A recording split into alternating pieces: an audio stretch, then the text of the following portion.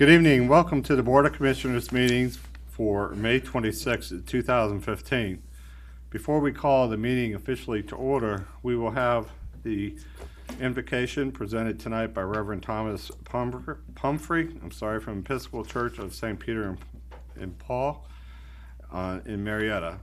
That'll be followed by the Pledge of Allegiance, which will be led by Officer Jamie Morris, who has been a police officer for 24 years. And he worked for the Cobb County Police for 14 years. Well, either 24 or 14. He is currently assigned to the Cobb Police Motor Unit, where he is a motorcycle instructor as well as a coordinator for the Georgia Police and Fire Games for Motorcycle Assessment. Something you have in common. He will be assisted by the gentleman from PAC 540, correct? Due West United Methodist, correct? District 1, correct? Anything else, gentlemen? They're all wolves now. We're glad you're here. They are so cute. So those who wish to do so, please rise for the invocation and the pledge.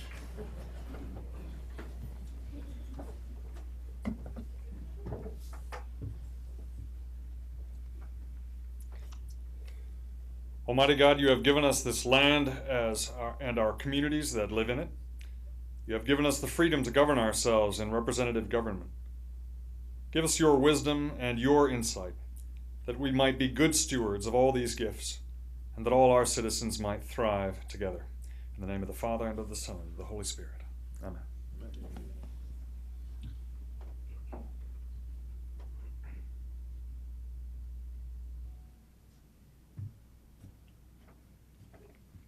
I pledge allegiance to the flag of the United States of America and to the republic for which it stands, one nation, under God, indivisible, with liberty and justice for all. Thank you, Reverend. Thank you, Officer Morris. And thank you, gentlemen of PAC 540. We appreciate you being here. It is my understanding there are also some Boy Scouts here today. Is that correct? Would you stand, please? We appreciate you being here. I believe you're all here from Merit Badge. Okay. At any time during the meeting you have a question, raise your hand, and I'll try to recognize you as soon as possible to ask your question. And as we come forward with public comment, we would all welcome you coming forward should you have a question or thought or concern. Okay? Thanks for being here, guys. Are you all from the same pack? Or from the same, what do you call it? Troop. Troop? 795. 795 out of Mount Zion United Methodist Church. Mount Zion United Methodist Church. We're glad you're here, guys. So we'll call this meeting to order of May 26, 2015. You'll note that the first tab was part of our work session, and that was presented earlier this afternoon. So we begin tonight with tab 2, our presentations, of which there are 6. The first is to allow the presentation of a resolution from the Georgia State Senate. Senator Tippins, are you here tonight? Board, if you'd come down, and Director DeMassimo and County Manager.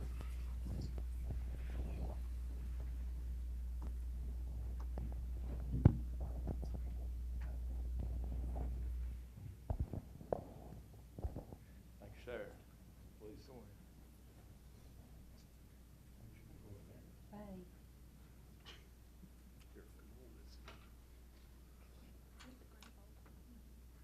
It's my privilege and pleasure to be here with you tonight. During the session this year in the Senate, I had a resolution drawn recognizing and honoring the Cobb Department of Transportation for their efforts in the synchronization of traffic lights and signalization in the county. The reason I did this, I know we talk a lot about transportation and moving traffic in the county. I think this is a critical part that gets very little discussion, but a lot goes on behind the scenes. And even to the most casual observer who's paying attention, I think we can all say, aside from the traffic clog that we have that's inherent in the county, traffic moves relatively well and has been improved in the last few years because of the efforts of synchronization.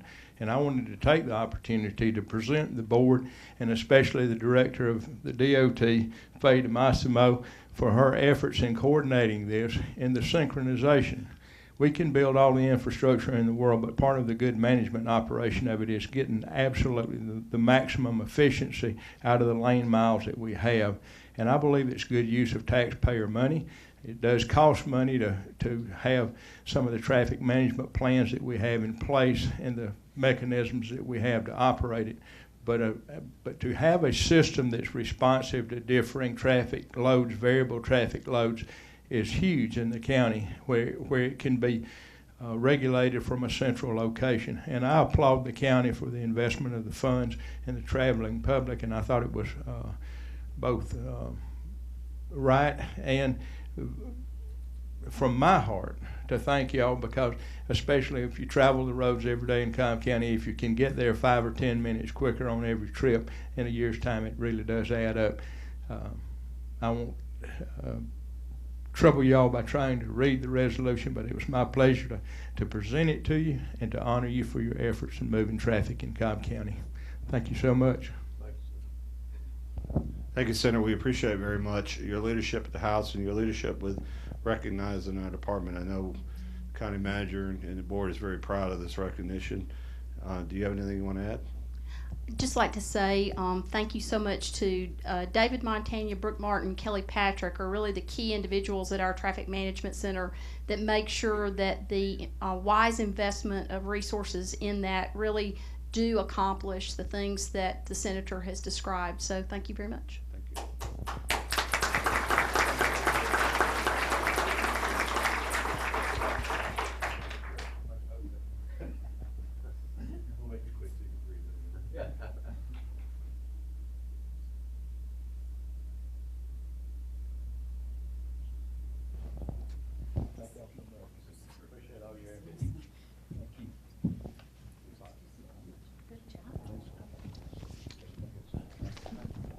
The second item is to present a proclamation to the Georgia chapter of the Lupus Foundation of America, designating the month of May as Lupus Awareness Month in Cobb County. Are those folks available? Mm-hmm.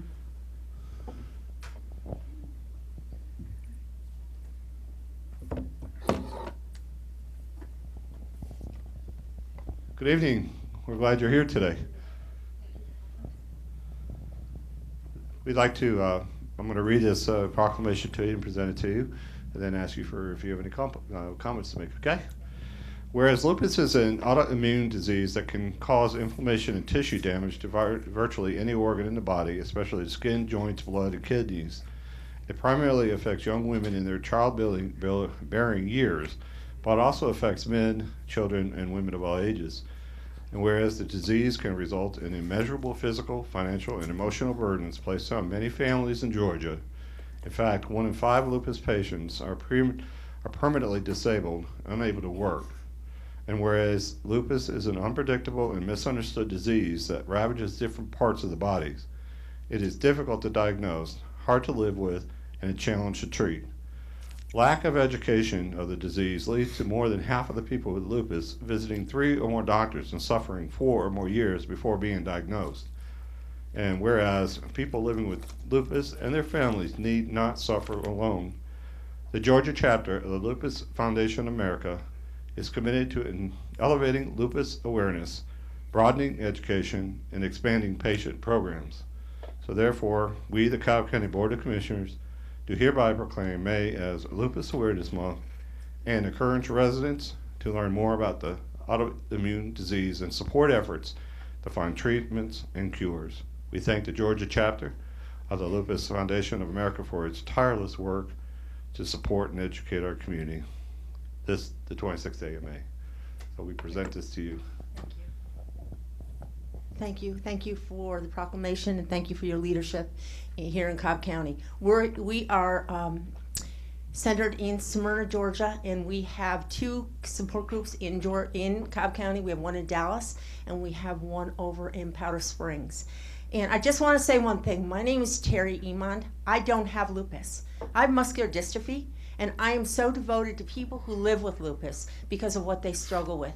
Every time I get out of a car, I have somebody open the door for me. I have them help me get my walker out of my car. People with lupus do not have that luxury. It's an indivisible disease. I spoke with a young man today who is on whose brother is on life support at Piedmont Hospital because his kidneys have failed. He's a 22-year-old medical student. We need to support people living with lupus, and we hope we can be a resource to anybody who needs services, support, referrals, or anything else that we can do to help them. Thank you so much. We appreciate your work.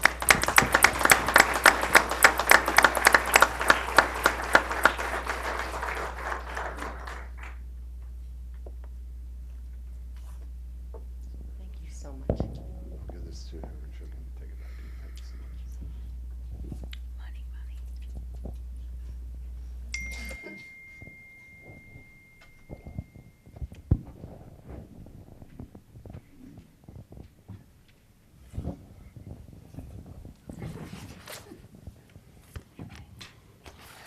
All right, this is the kind of presentation I like the best because you'll see I don't have anything to give out. I get tonight.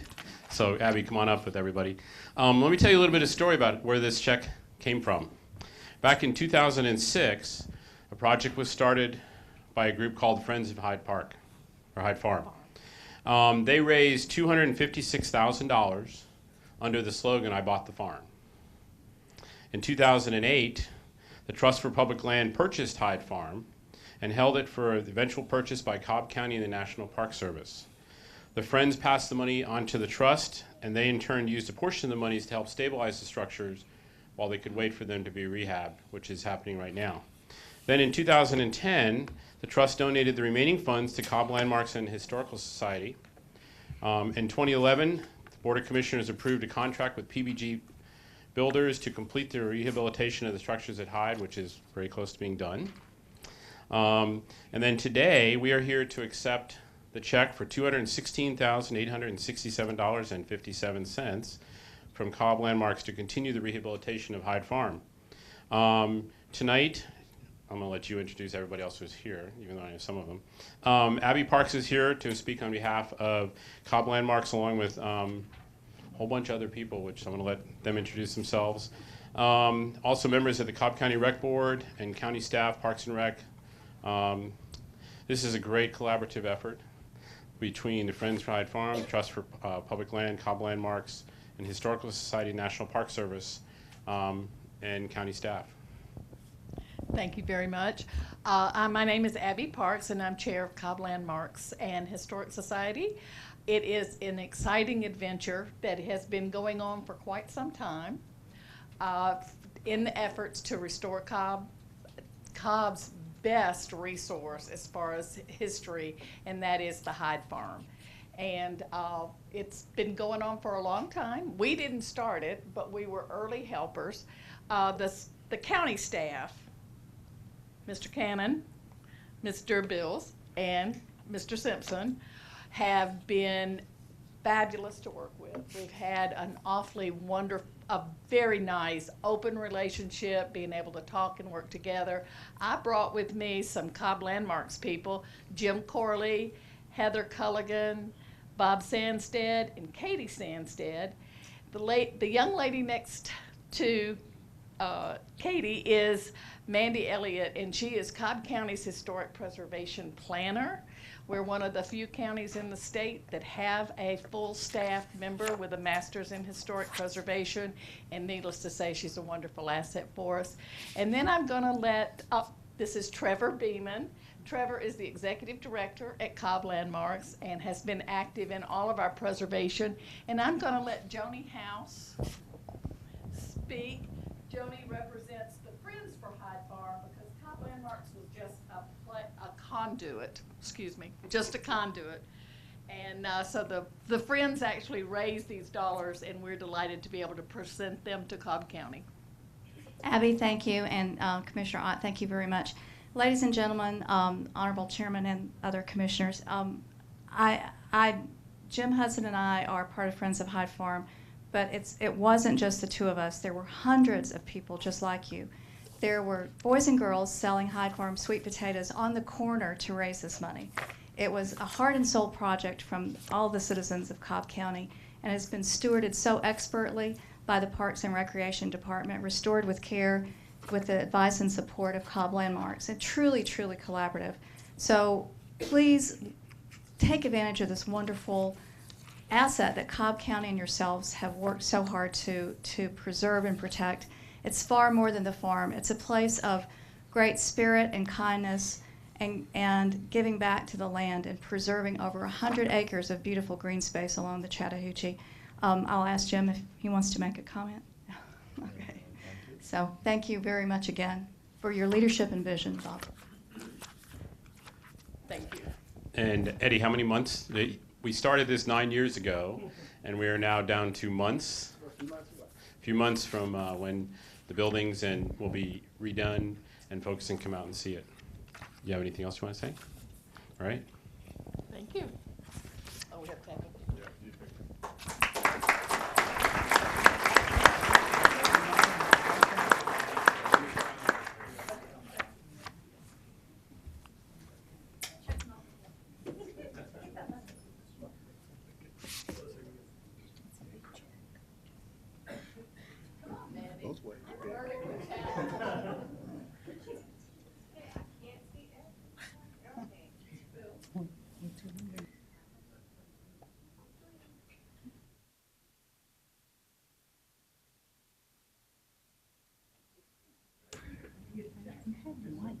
I turned it off. Congratulations. You're a lucky commissioner to have that asset in your district, Commissioner Otten. The next item, number 4, to be led by Commissioner Burrows, to present certificate of recognition to Kell High School's girl lacrosse team and the Kell High School boys and girls field and track runners. Good evening, everyone. I have the honor tonight of recognizing some outstanding athletes at Kell High School. So I'd like to ask the girls varsity lacrosse team that are here to come up, and Coach Utt, and any of the parents and family that are here, friends from Kell. And then I'll recognize the track and field stars.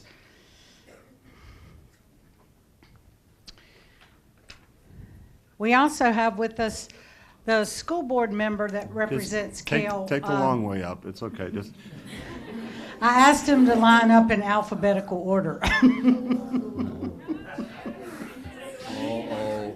That's okay. You don't have to. David Chastain, our school board member for the Kell and Sprayberry area, is going to help me recognize these. Post 4. Thank you. Thanks for being here. Thank you. Okay, y'all had a great season. 20-1. You won the state Class A 5A state championship. We're 19-3. Really? 20-1. Okay. Sorry about that. I'm a year behind. Let's go 21-0 and leave it at newspaper that. article. It had the last year's picture and stats. So I'm going to read one of the certificates so you'll know what it says. Hopefully it's right. Yeah.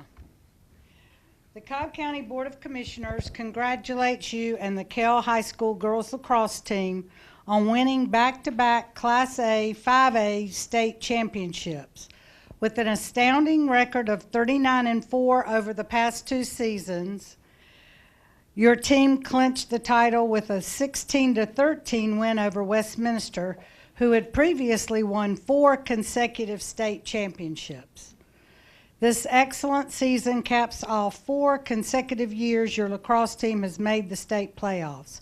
We are also proud of the way your team has excelled academically and wish you the best as you continue your academic and athletic career.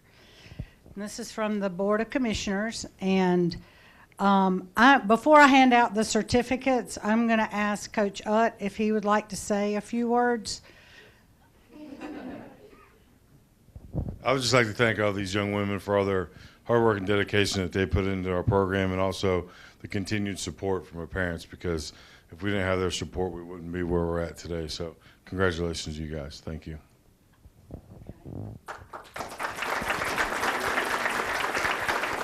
And not only are they outstanding athletes, but we also have the valedictorian of Kell High School on the team, Hannah.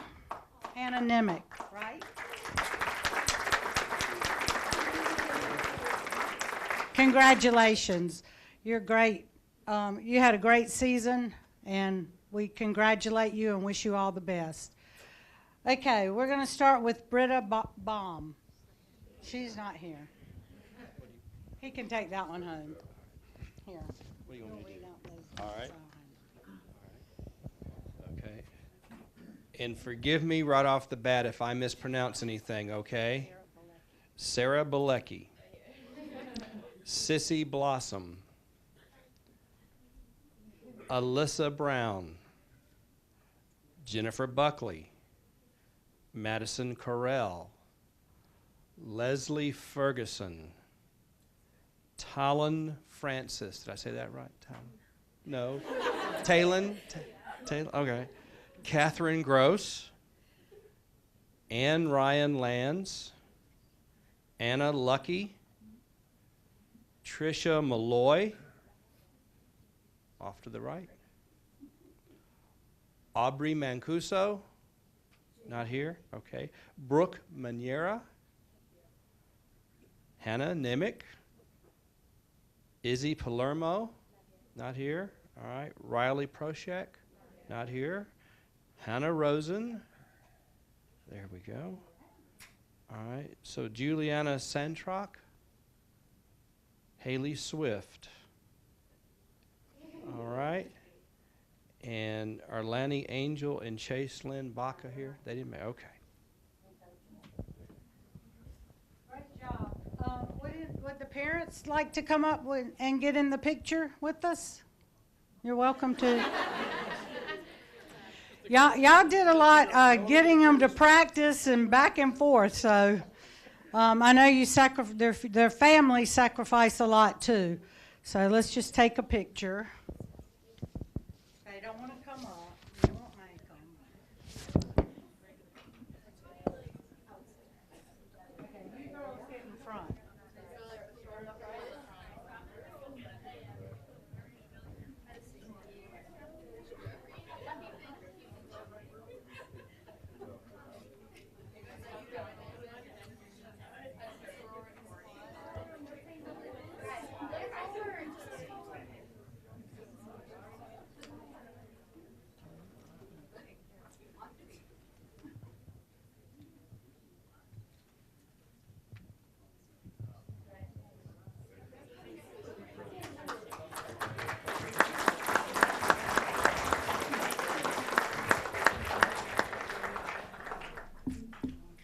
Congratulations.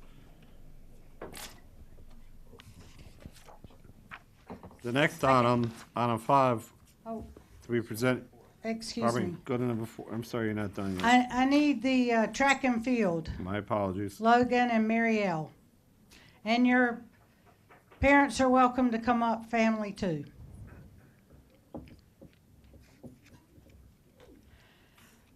Okay, ladies first. Marielle Lewis.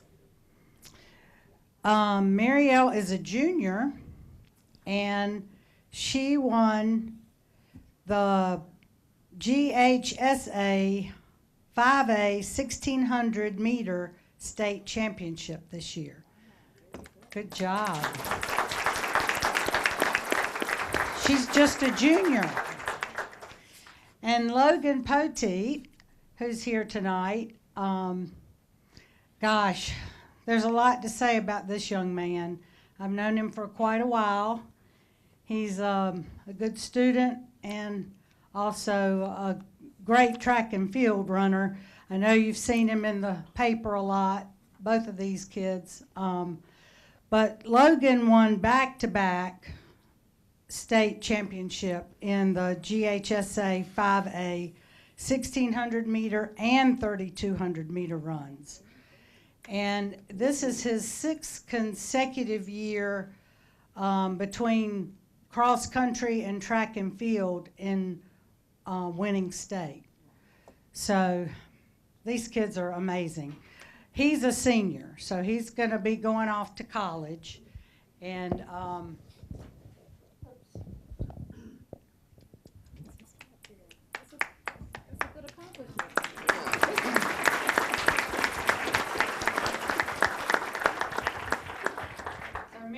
else got to stay and work hard. Okay, Marielle, this is your recognition. The Cobb County Board of Commissioners congratulates you on winning the 2015 Georgia High School Association 5A 1600-meter state championship. We admire your achievements and encourage you to continue to hone your skills into the future. Congratulations. Good job.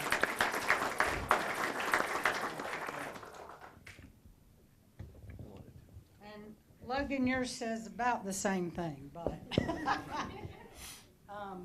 yours has the back-to-back. And you have the 1600 and the 3200. All right, so good job. We're proud of you guys. And who's this young man? Aren't you proud of your big sis? Yeah. And also, David Poteet, Logan's dad, is here. He's one of the coaches. And your other coach, Guy Clark, couldn't be with us tonight, but we do have certificates for y'all. And if you'll get that one to him. Did you want to say anything, Mom? No, he does. You do? Actually, with Logan, it was 6 straight championships, not 6 years. I wish it was. But and Marielle has worked hard since she was 3 years old. Her mother has coached her since she was 3. So I think that needs to be pointed out. Michelle. And we've had the pleasure this year of seeing Marielle. She came in second a couple times, and this year she finally did it. So we were real proud of her. And Logan, been fortunate when he was 6, he became an experiment for me, and it kind of worked. So I'm real happy to have us, and we're real proud of the lacrosse team from Kell, and we're proud of the things that are happening at Kell High School. So that's it. Congratulations to all of you. Now we'll get a quick picture. And thank you, David, for helping.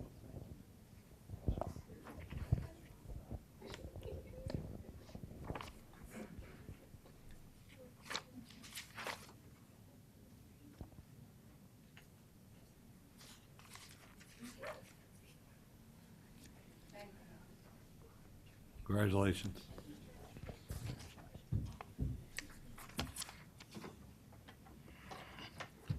Next item, number 5, is to present a proclamation regarding the Mapleton Day celebration. Commissioner Cupid.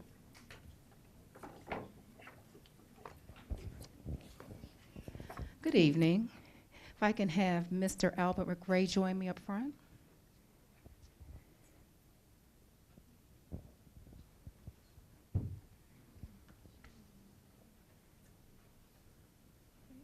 Good to see you. Good, how are you?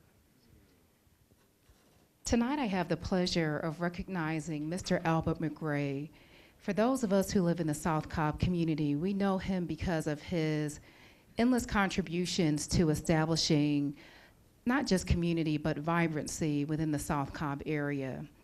But one unique contribution that he has made is in organizing Mapleton Day, which is an annual celebration, which I consider to be a reunion for people who live in the South Cobb area, even, you could say, Mapleton, greater Mapleton, outside of the Mapleton area. But Albert envisioned this over 10 years ago, starting out in, I believe, a Kmart parking lot, and it has since grown into a very large, well-attended event that so many of us look forward to enjoying every year.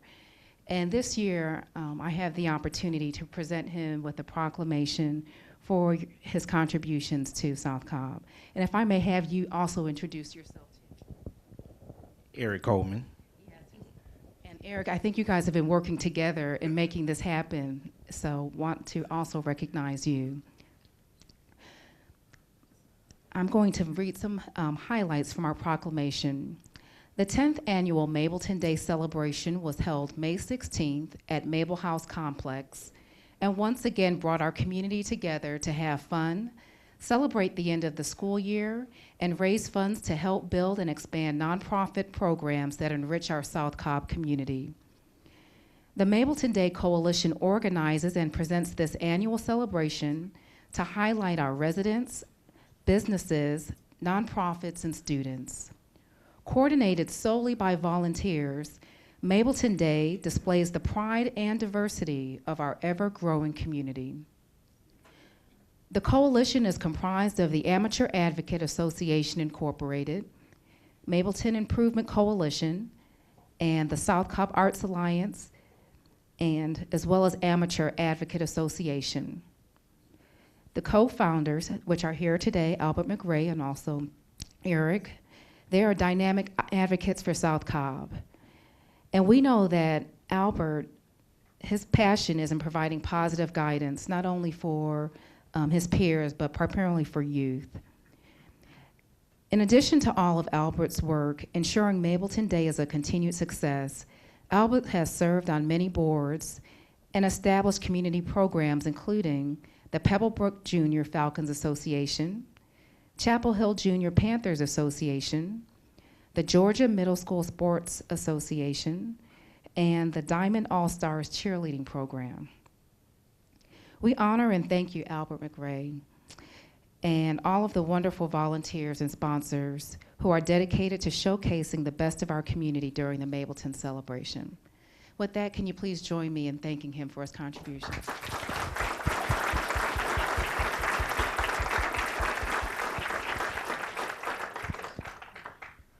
First of all, I'd like to thank Commissioner Cupid for this honor and all the commissioners.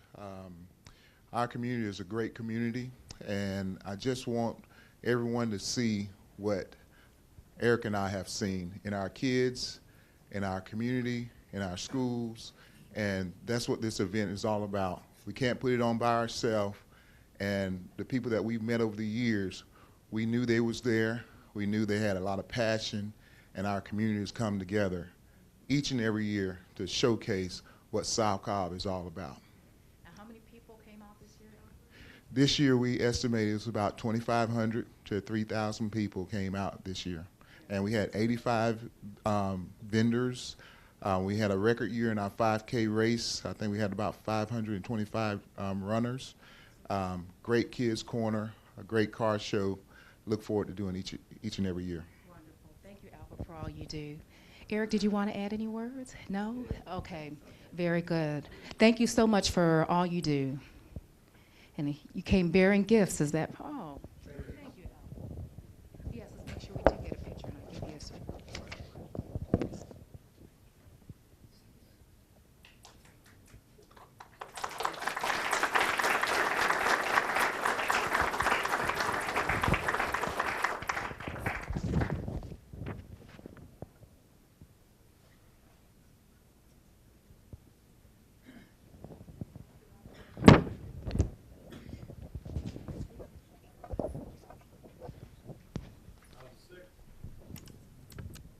Item 6 would present a proclamation to Puckett EMS in recognition of being awarded Best EMS in Georgia.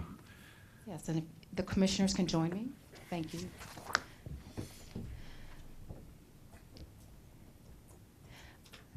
I have the honor tonight of also recognizing a stellar contributor to the South Cobb area and really the Metro Atlanta area at large, which is Puckett EMS.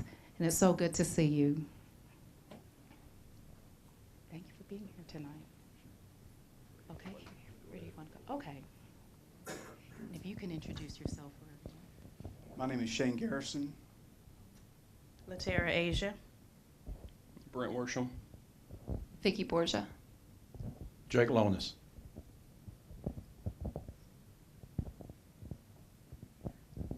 These fine men and women are part of South Cobb-based company Puckett EMS. This organization was recently honored as the Georgia Emergency Medical Service of the Year by the Georgia Association of Emergency Medical Services. Puckett EMS earned this prestigious honor by exemplifying outstanding professionalism on the local, regional, and state level, as well as providing excellent service to our community. Last year, Puckett EMS opened a training facility that serves as both a place for employees to advance their skills and a way to teach community and church leaders valuable first aid, CPR, and AED training. Staff also began the public access defibrillation program in Powder Springs last year, working to provide more than 30 AEDs at main community gathering points and providing free training. Puckett EMS has earned countless other accolades that we will be here all night to review. Since its inception in 2001, they have been making us proud of their tremendous growth over the past 14 years. We appreciate your company's continued contributions to our communities. I want you to know personally the Cupid household with our 2 young active children definitely appreciate Puckett EMS. And you do so much, and we count on you, and we take a lot for granted of your contributions to our community. But it's very touching to know that not only are you a significant part of Cobb, but you're a significant part of South Cobb. And I personally appreciate all that you do. Thank you.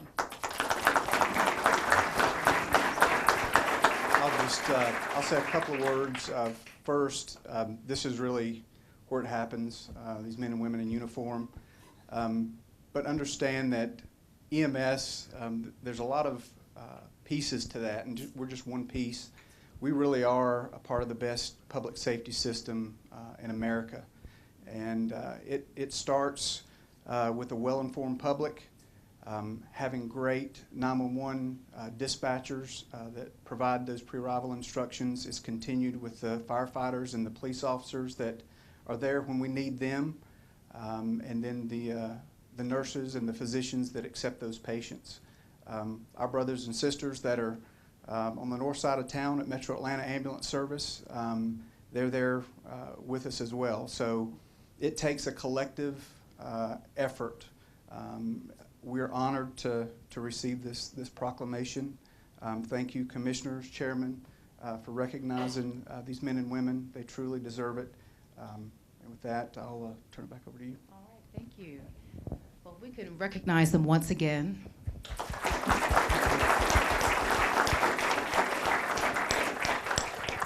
I see they have perfectly aligned themselves for a picture, so if we can just stay right here and let me give this to you. This is your award. Chairman, would you like to add any words? Okay, you're going to hold that? Okay.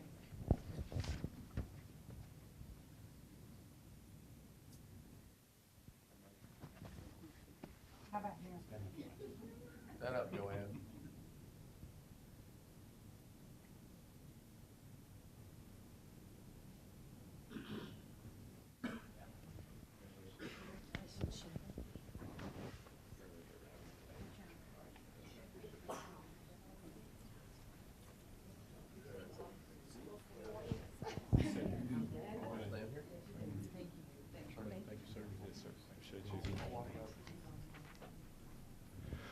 Commissioners, we have an add-on item I'd like to add as a presentation.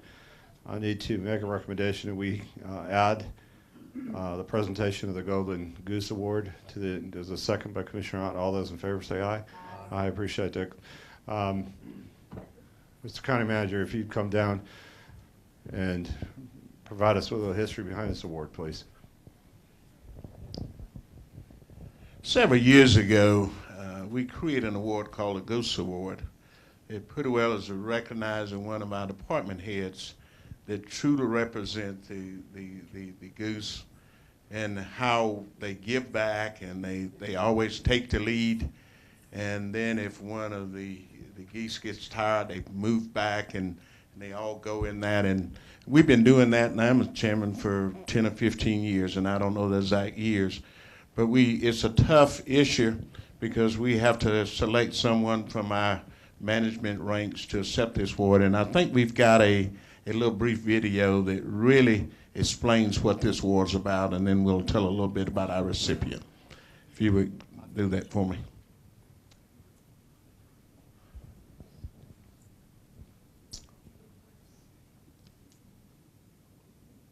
Flying along in a V formation, you might next fall, when you see geese heading south for the winter, flying along in a V formation, you might consider what science has discovered as to why they fly that way. As each bird flaps its wings, it creates uplift for the bird immediately following. By flying in V formation, the whole flock adds at least 71% greater flying range than if each bird flew on its own. People who share a common direction and sense of community can get where they're going more quickly and easily because they are traveling on the trust of one another. When a goose falls out of formation, it suddenly feels the drag and resistance of trying to go it alone, and quickly gets back into formation to take advantage of the lifting power of the bird in front. If we have as much sense as a goose, we will stay in formation with those who are headed the same way we are. When the head goose gets tired, it rotates back in the wing and another goose flies point. It's sensible to take turns doing demanding jobs with people or with geese flying south. Geese honk from behind to encourage those up front to keep up their speed. What do we say when we honk from behind? Finally, and this is important, when a goose gets sick or is wounded by gunshots and falls out of formation, two other geese fall out with that goose and follow it down to lend help and protection. They stay with the fallen goose until it is able to fly or until it dies. Only then do they launch out on their own or with another formation to catch up with their group.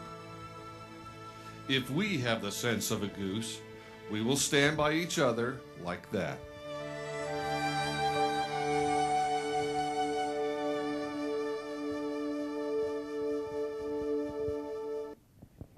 And I think our recipient tonight certainly represents that.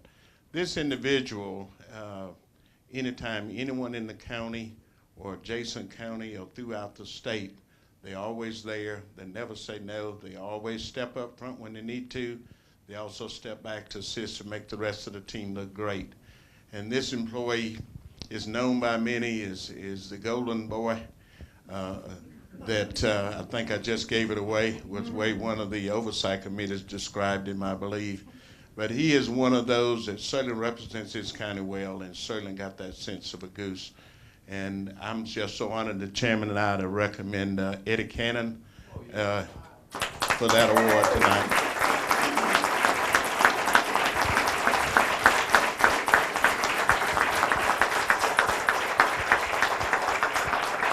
He was talked about tonight with the things he's done with Hyde Farm and a number of others, and Landmark Society and all of that. So I think you got some cheerleaders in the back. I'd like for all of them to come up. You got some cheerleaders, some of your staff here, I believe.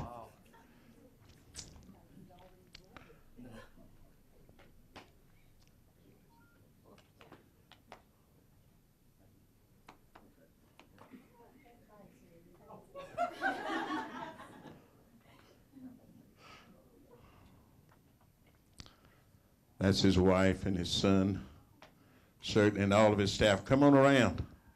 The chairman, you want to say anything? This is clearly one of the highlights of my career during the year is when David and I sit down and think about who should we present this award to. And it's not easy. I mean, we don't take it lightly because we want this to mean something year after year as it's given to each individual. And it doesn't, just because we give it out annually doesn't mean that we're going to give it out annually. But this year it was easy, Eddie. I can't tell you how many times in the last year we'll be at events that are as far away related to parks as you can imagine. And there stands Eddie, because he had been out there with his team, and a great team you have, helping support the program at hand, no matter what it was, where it was, what it involved, how early, how wet, how dry, how hot. He was always there to make sure everything went well, and encouraged, as the Goose did, encouraged those in front of him to do well who were in the spotlight. He always stood behind him, and it happened, and we're so proud of you. And I mean, it just really means a lot to me to be able to give this to you this year, so congratulations.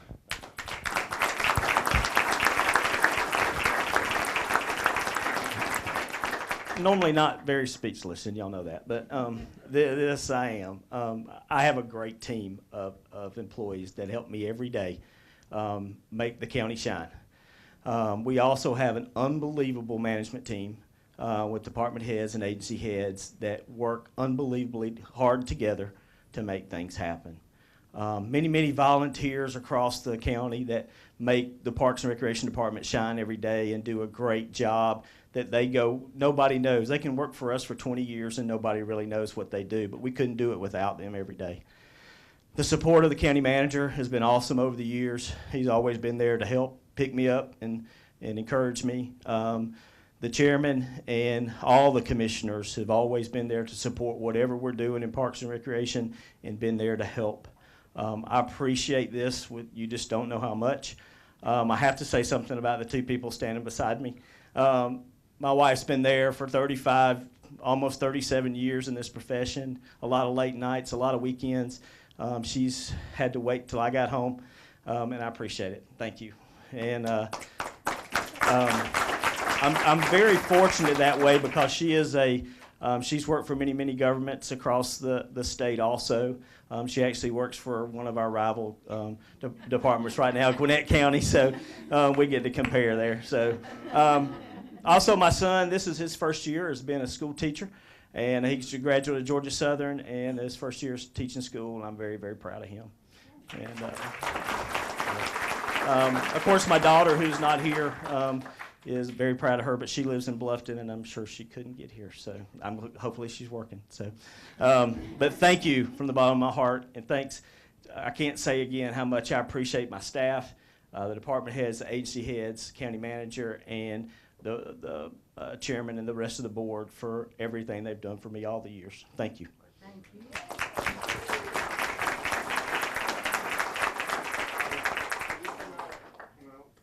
Between us and these guys, please.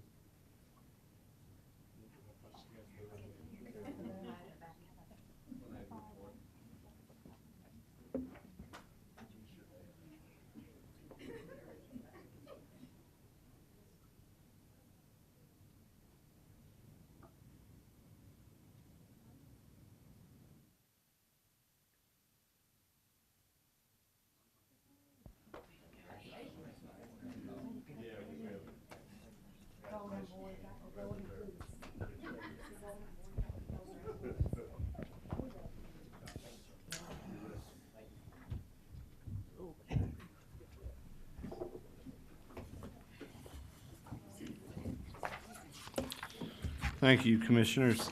The next tab, tab 3, is the SunTrust Park update. We have 2 items. Mr. County Manager.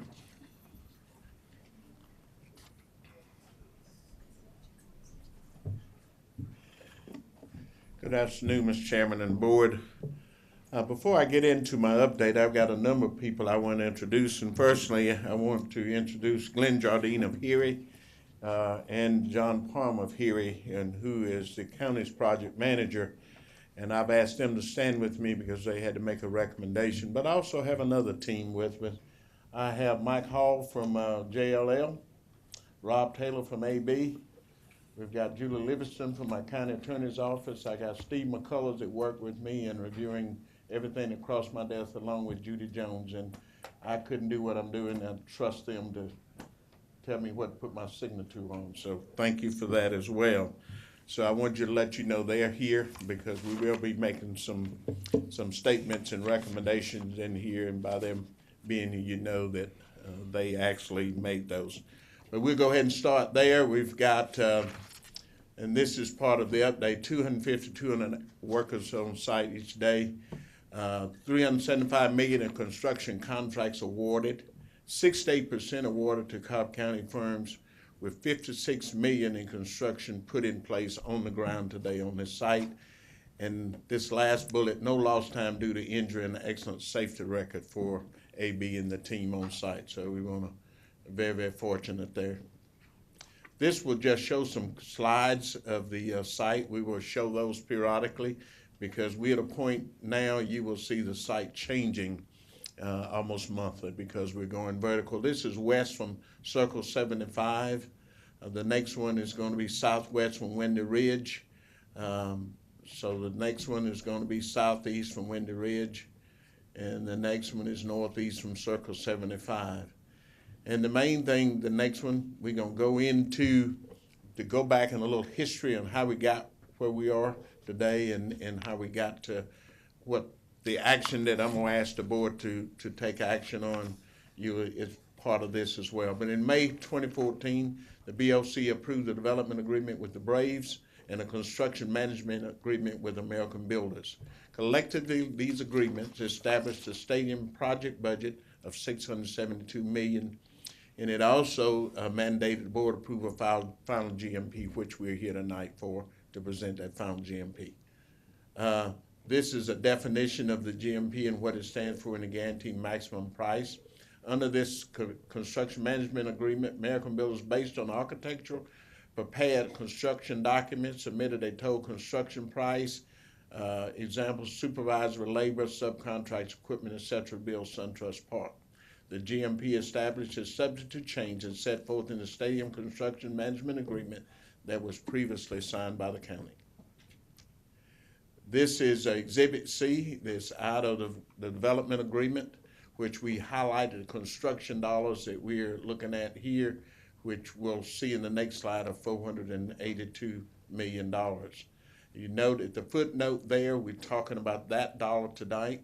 The FGMP is one of the costs that make up the stadium project budget construction costs.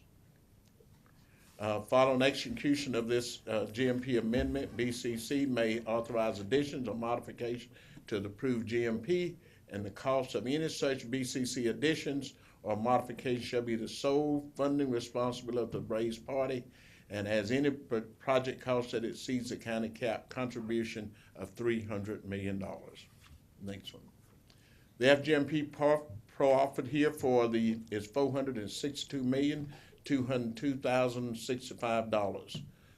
We note the FGMP falls within the projected budget of $482 million, providing an adequate budget for the balance of the work not associated with the ballpark construction footprint. The FGMP does not include related site improvements associated with the ballpark, but including but not limited to site utilities and associated landscaping. This overview complies with development agreement with the Braves and the construction management agreement with American Builders, developed with proper due diligence, reviewed and vetted by the architects BCC, JL, and AB, reviewed by the county owner's representative here International, who's standing here with me, for conformance with all applicable contracts and agreements. BCC and Jones Lang LaSalle, JLL, BCC program manager, have reviewed the FGMP amendments and recommended approval. Here International, the county's project manager, after careful review and consultation with all parties, have recommended to the county representative that the county approve the FGMP. My recommendation to you, Mr. Chairman, and the board, is the BOC adopt the resolution approving the FGMP as required by agreement with BCC, and the BOC authorize the chairman and or the county representative to execute all necessary documents, including the GMP amendment. Thank you. Just for the record, we're going to note that there were two agenda items that were presented simultaneously. Agenda 1 was the update on the SunTrust. The second was to present the final guaranteed maximum price. Commissioners, you've been provided under separate cover the resolution that is a part of this item. Is in addition to that, the Exhibit A, which is a GMP amendment to the Stadium Construction Management Agreement between Cobb County and American Builders 2017. You also have with you a letter from Mike Plant, Executive Vice President of Business Operation, forwarding their recommendation for approval, which forwards as an attachment the recommendation of JLL and their recommendation for approval of the cost. In addition to that, you have with you Heary's recommendation of the final GMP review for the Atlanta Braves Stadium project as well. And as we've noted before, this is a milestone. This is a a big milestone in the project in as much as it identifies the specific price in which the joint venture will be delivering the bolts, well, I guess the basics of the SunTrust Park to the Atlanta Braves. And this is a guaranteed maximum price that they've agreed, along with all the parties, to deliver that agreed to design and construction. It's noted, as you noted, Mr. County Manager, that the cost, our contribution has always been fixed at $300 million. Our portion goes towards this guaranteed maximum price, part of the sticks and mortars and bricks and things associated with the core construction of the park. It is not the entire cost of the stadium nor the entire cost of the project. Those are numbers that go on, but as far as we're concerned, our costs are capped at $300 million. They're going to go towards this cost of building this fundamental structure of the facility, and any additional costs that may occur are the full responsibility of the other organizations as agreed to by those particular groups. So it is with my distinct pleasure that I bring forward the Board of Commissioners' recommendation to adopt the resolution approving the final guaranteed maximum price for the development and construction of the joint Atlanta Braves Cobb County Coliseum project to be known as SunTrust Park, and to authorize the chairman and/or the county representative to execute all necessary documents related to the approval of the FGMP, including but not limited to the resolution and GMP amendment. That is my motion to bring forward. Is there a second? There's a second by Commissioner, all four commissioners. Any questions or comments? Call the question. Motion carries 5-0. Gentlemen, we thank you very much for your help in getting us to this point. Staff, Julie, all those involved, we appreciate it. Let's go play ball. Yes, sir. Thank you. Thank you. So that takes us to tab 4, Cobb County Transportation Agency, one item.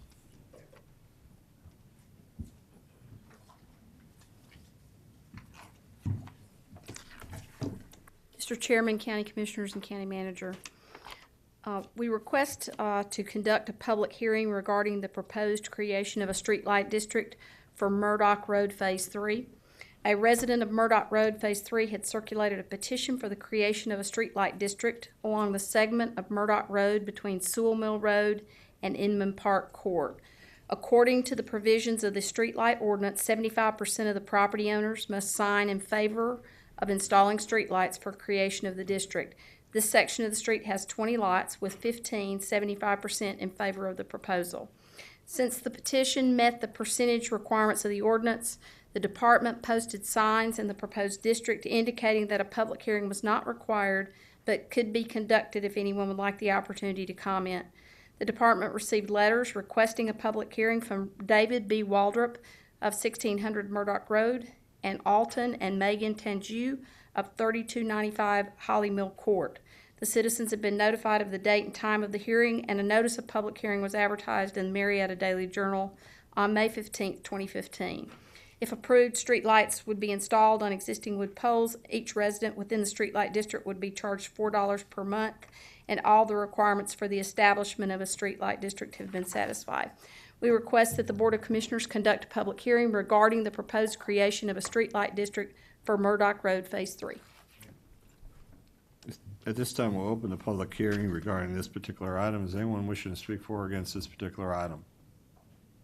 Seeing and hearing none, the public hearing is closed. Commissioner Burrow, I believe the director would appreciate a motion to authorize the creation of a light district. No. No. What's your motion? Okay, I'm sorry. I thought someone stood up to speak for the public hearing. I didn't know. Okay. I would like to make a motion to approve the streetlight district for Murdock Road as presented. Second. There's a motion, there's a second. Any other comments? Call the question. Motion carries 5-0. Thank you, Director. That takes us to tab 5, our first public comment.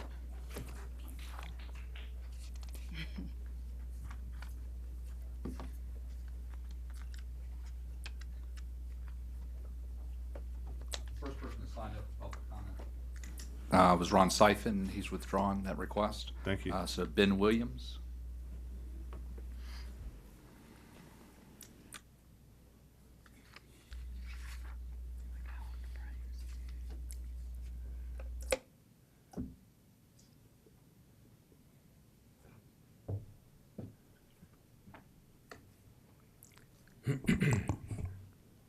Good evening, Mr. Chair, commissioners, staff. Excuse me, my name is Dr. Ben Williams. I'm president of the Cobb County chapter of the Southern Christian Leadership Conference, SCLC, and I'm also a member of the Justice for Nick Thomas Coalition. I'm hopeful that all of you still remember that about 60 days ago, young man was killed at his place of employment by members of Smyrna Police Department accompanied by Cobb County Police Department.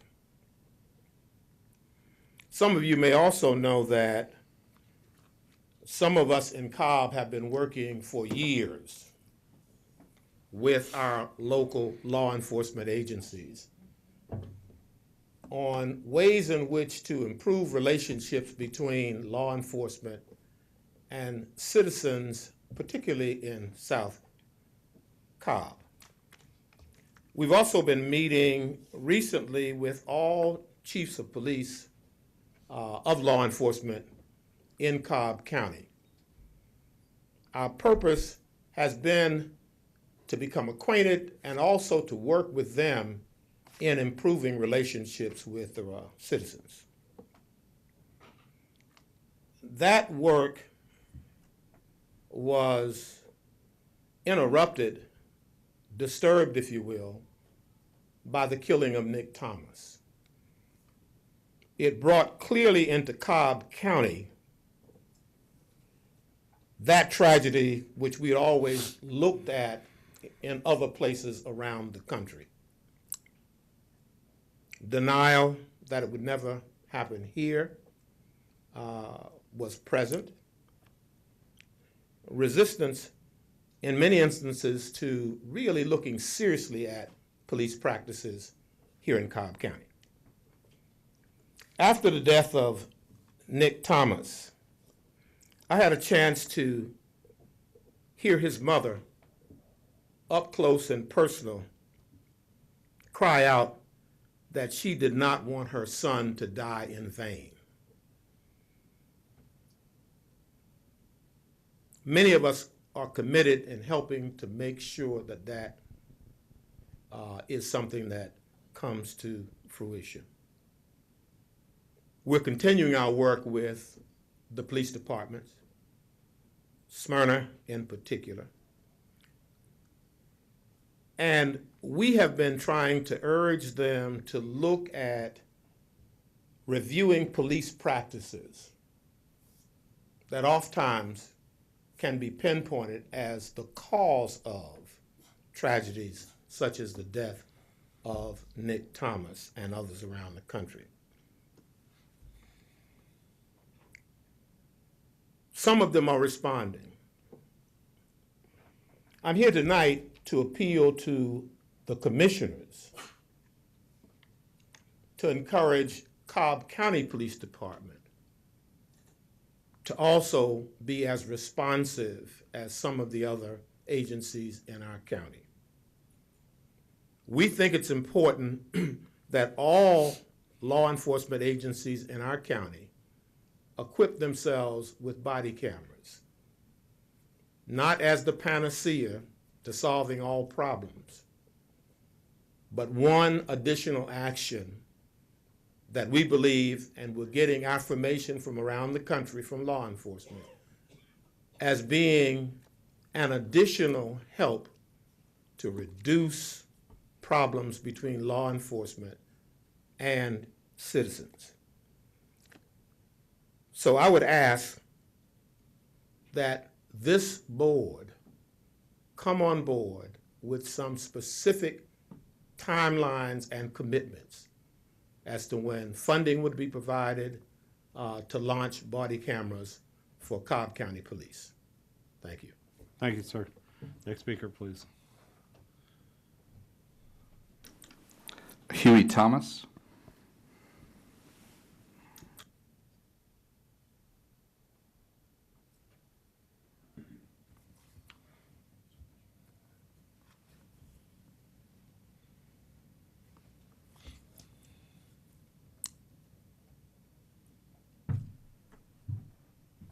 Good evening, Chairman, Commissioners. My name is Huey Thomas. I'm the father of Nicholas Thomas, who was gunned down on March 24th by Smyrna police officer, Kenneth Owens. I'm disturbed in being here tonight.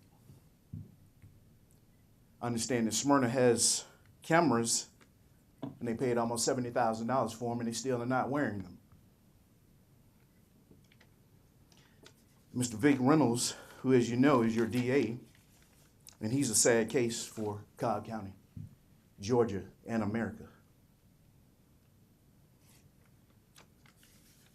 Kenneth Owens stated that he felt threatened by my kid, and I have a photo of him right here by a witness, trained down on my son behind a 5,000-pound SUV.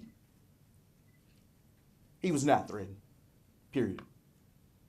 He claimed that my son backed up towards officers, and he felt officers, after he recanted the statement, were threatened. The autopsy states that my son was shot up on his right armpit after the vehicle was embedded into the ground and couldn't go any further. That suggests Mr. Owens shot a .40 caliber pistol through my son's right armpit, and then traveled across and killed him. Again, here's his photo if you'd like to see it. I'm also concerned at the statement Mr. Reynolds has said on a couple of different occasions, which is very disrespectful, extremely disrespectful. And that is, he wasn't concerned with a grieving family or activist. When I have my wife sitting here crying every night, and I have to hear it every night. I'm concerned at the fact that Mrs. Reynolds has made a statement that K-9 dogs was not on the scene with upwards of 50 police officers, including a SWAT team, when my son was gunned down on his job. I'm concerned with the fact that Mr. Reynolds has sat on top of knowing that he did not have coroners in the county of Cobb County where we're sitting, where my wife and I have been residents for almost 19 years in this county. 9 in East Cobb and 9 in Vinings, over 9. I'm concerned with the fact he's sitting on top of not having a coroner, using GBI coroners to do Cobb County work. I think all the citizens in here, except maybe these Boy Scouts, understand the fact that that's double dipping. Chairman, commissioners, you need to clean Cobb County up. You need to clean it up. And I'm also concerned with the fact that we continue as citizens. Right now it looks like a black issue. It's not a black issue. And if it is just a black issue, any one of you are next, including you, sir, with that uniform on. Your kid is next. I'm really concerned with Cobb County. I'm concerned with the state of Georgia. I'm concerned with the United States. This is no joke. As Hank Johnson said, it seems like it's open field on a black man, a young black man in America now. Why are we worried about ISIS when our backyard is dirty? Why are we worried about Muslims when our backyards are dirty? My kid, 23-year-old Nicholas Taft Thomas, was murdered on his job. He panicked. 40 or 50 police officers? Folks, we got a problem. This is not Houston. Houston's underwater. We got a problem. I'm asking each of you to step up because Vic Reynolds is not doing his job. He's sitting on top of coroners double dipping from the state of Georgia to Cobb County under your noses, not doing his job. Son, I'm asking you to do yours. And I'm asking you to do it for the citizens of Cobb County. Because I'm tired of my wife crying every night with no information and people being very disrespectful, from Vic Reynolds to the police chief to the deputy police chief in Smyrna. And I also want Mr. Kenneth Owens to go to jail for killing my son. My son was unarmed. I want him to go to jail. Thank you for your time. Thank you for your comments. Next speaker, please. Gary Pelfrey.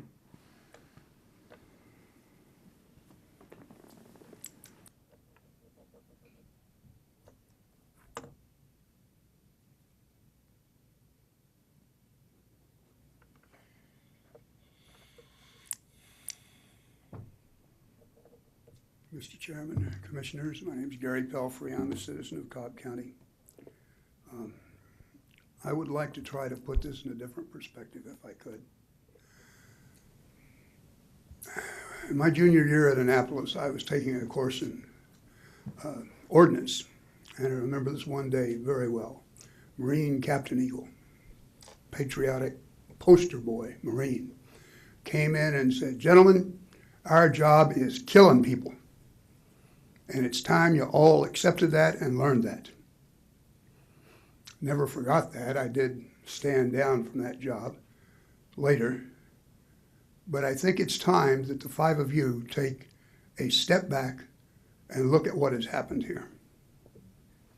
There was nothing related to a police action that happened 64 days ago at that Goodyear store in Smyrna. That was a paramilitary action. It was created by someone we don't know yet who, but I guarantee you it was not somebody with the authority to create a paramilitary organization. It is my view that, like the United States of America, Barack Obama is responsible for every political action taken by the lowliest soldier or the Captain Eagle if he's still talking to the midshipman. The responsibility rests with you, Chairman Lee. You are the guy in charge. Can you present this? That's not just my word.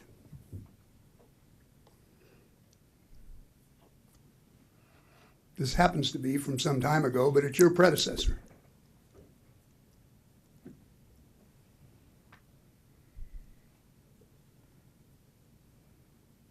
I just don't want anyone being killed on my watch.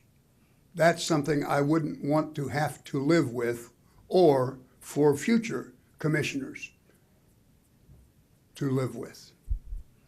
You may recognize Chairman Olens. It's signed Sam Olens. It happened in 2001, and he was talking about jaywalking. But nobody here on this board is talking about the paramilitary action that took place when 5 people killed one man, endangered probably 40 to 50 civilians. There were no medics there. There was no EMS. This was a cowboy action. The police ought to be the ones most furious about this. Poor Sergeant Owens got thrown under the bus, and everybody's hoping it will end there. Well, there's nobody in this room that thinks Sergeant Owens had the authority to create a paramilitary organization. When I asked you, sir, via open records, what are your procedures for authorizing a paramilitary organization? You said you had no procedures. When I asked, what reports have you ordered or received or listened to after this man was killed, you said, no reports. I cannot believe that. You, sir, are in charge, and it is time we understood that Ferguson, Missouri, and Baltimore, Maryland, and North Charleston, all of those things were police actions where police, under pressure, duress, were faced with some action and they had to make an immediate decision. Cobb County, Georgia, Smyrna is not that in any sense of the word. That was a planned paramilitary organization that went into a thriving place of business in the middle of a business day and endangered Lord knows how many people at the Chick-fil-A, across the street at Home Depot, for crying out loud. I don't know what kind of weapons they had. But people in the waiting room for their car, employees. You are the guy that authorizes things like that, and if you didn't authorize it, that's criminal in my mind. I'll be happy to answer any questions. Thank you for your comments, sir. Next speaker, please. Richard Pellegrino.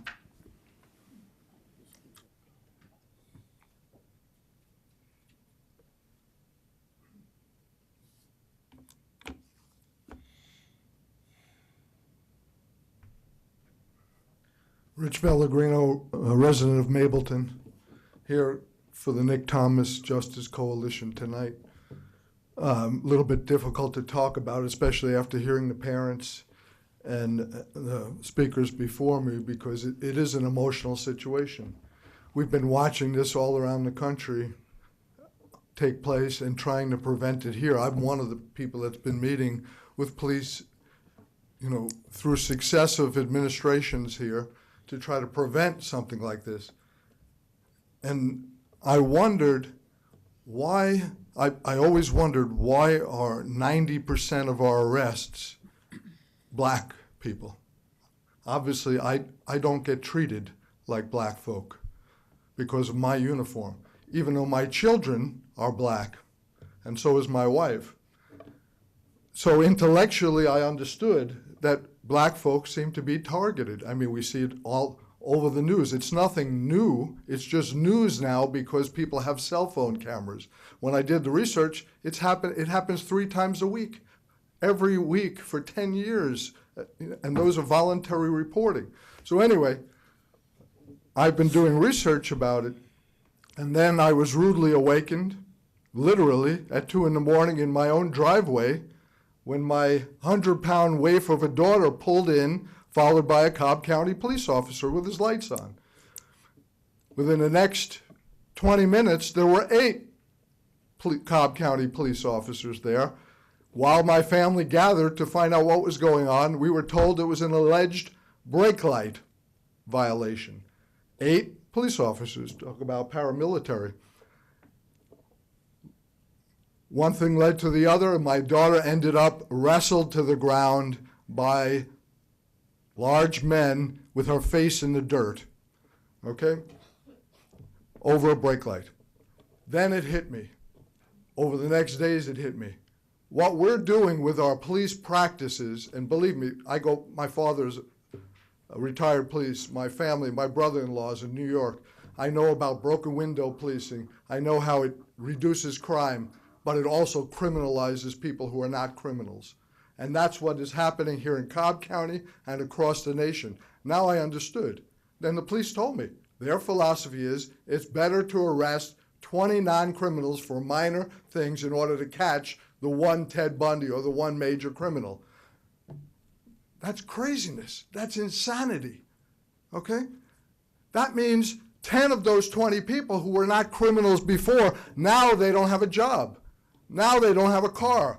Now they've been turned into criminals.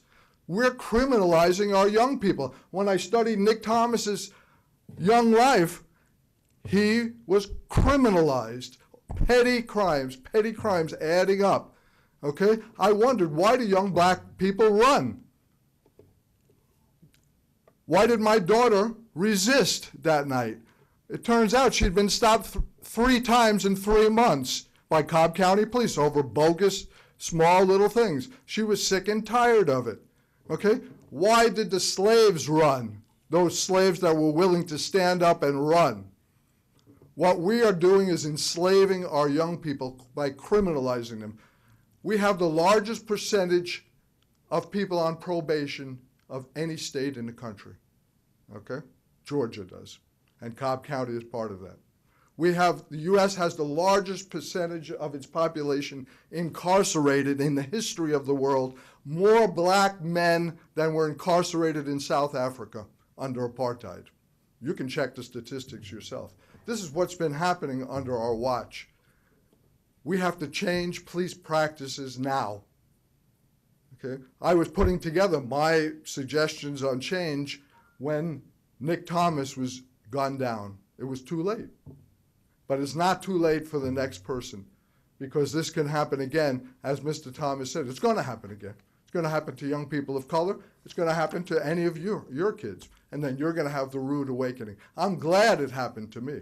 I'm glad it happened to my daughter. I'm sorry for her, what she had to go through, but it woke me up. Because what if it was the neighbor? What if it was my son's and it wasn't in my driveway? What would have happened?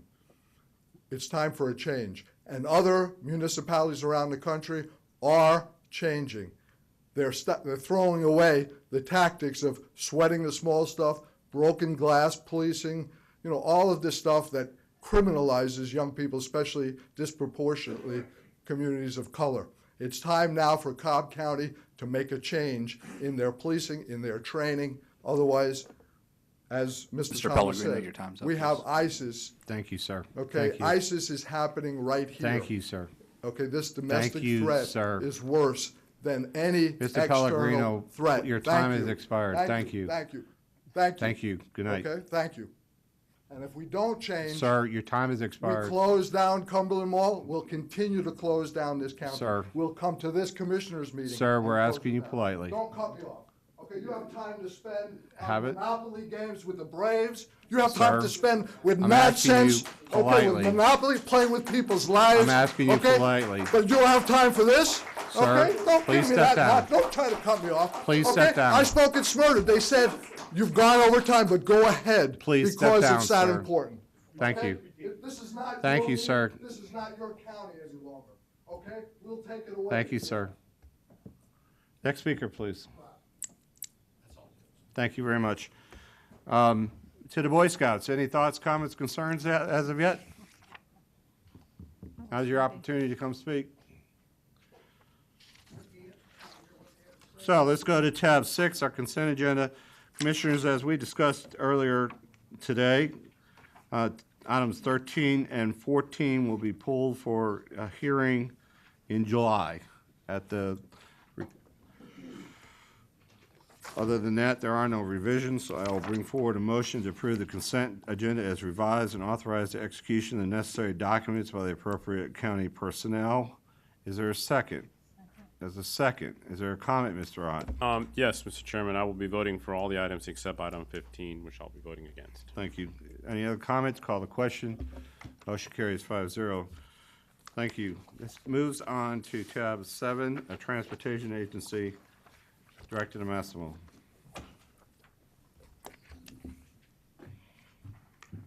Mr. Chairman, County Commissioners, and County Manager, our first item is to approve change order number 1 final to resurfacing contract 2013-2 Local Road South with C.W. Matthews Contracting Company, Inc. for the resurfacing of county-maintained streets. Resurfacing is an approved component in the 2011 SPLOST Transportation Improvements Program.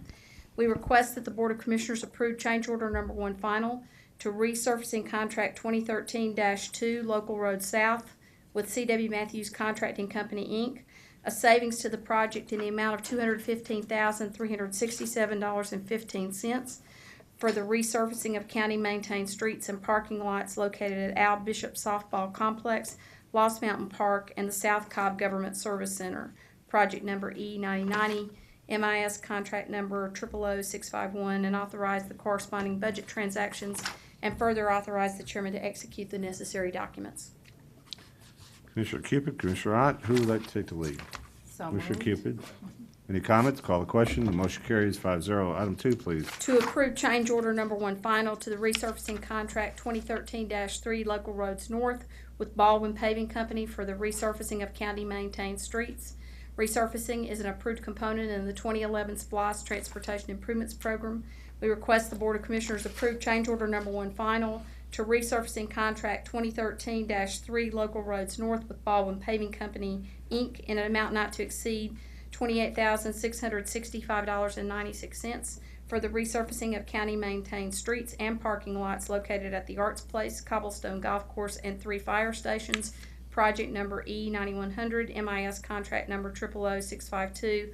Authorize the corresponding budget transactions and further authorize the chairman to execute the necessary documents. So moved as presented. Second. Any comments? Call the question.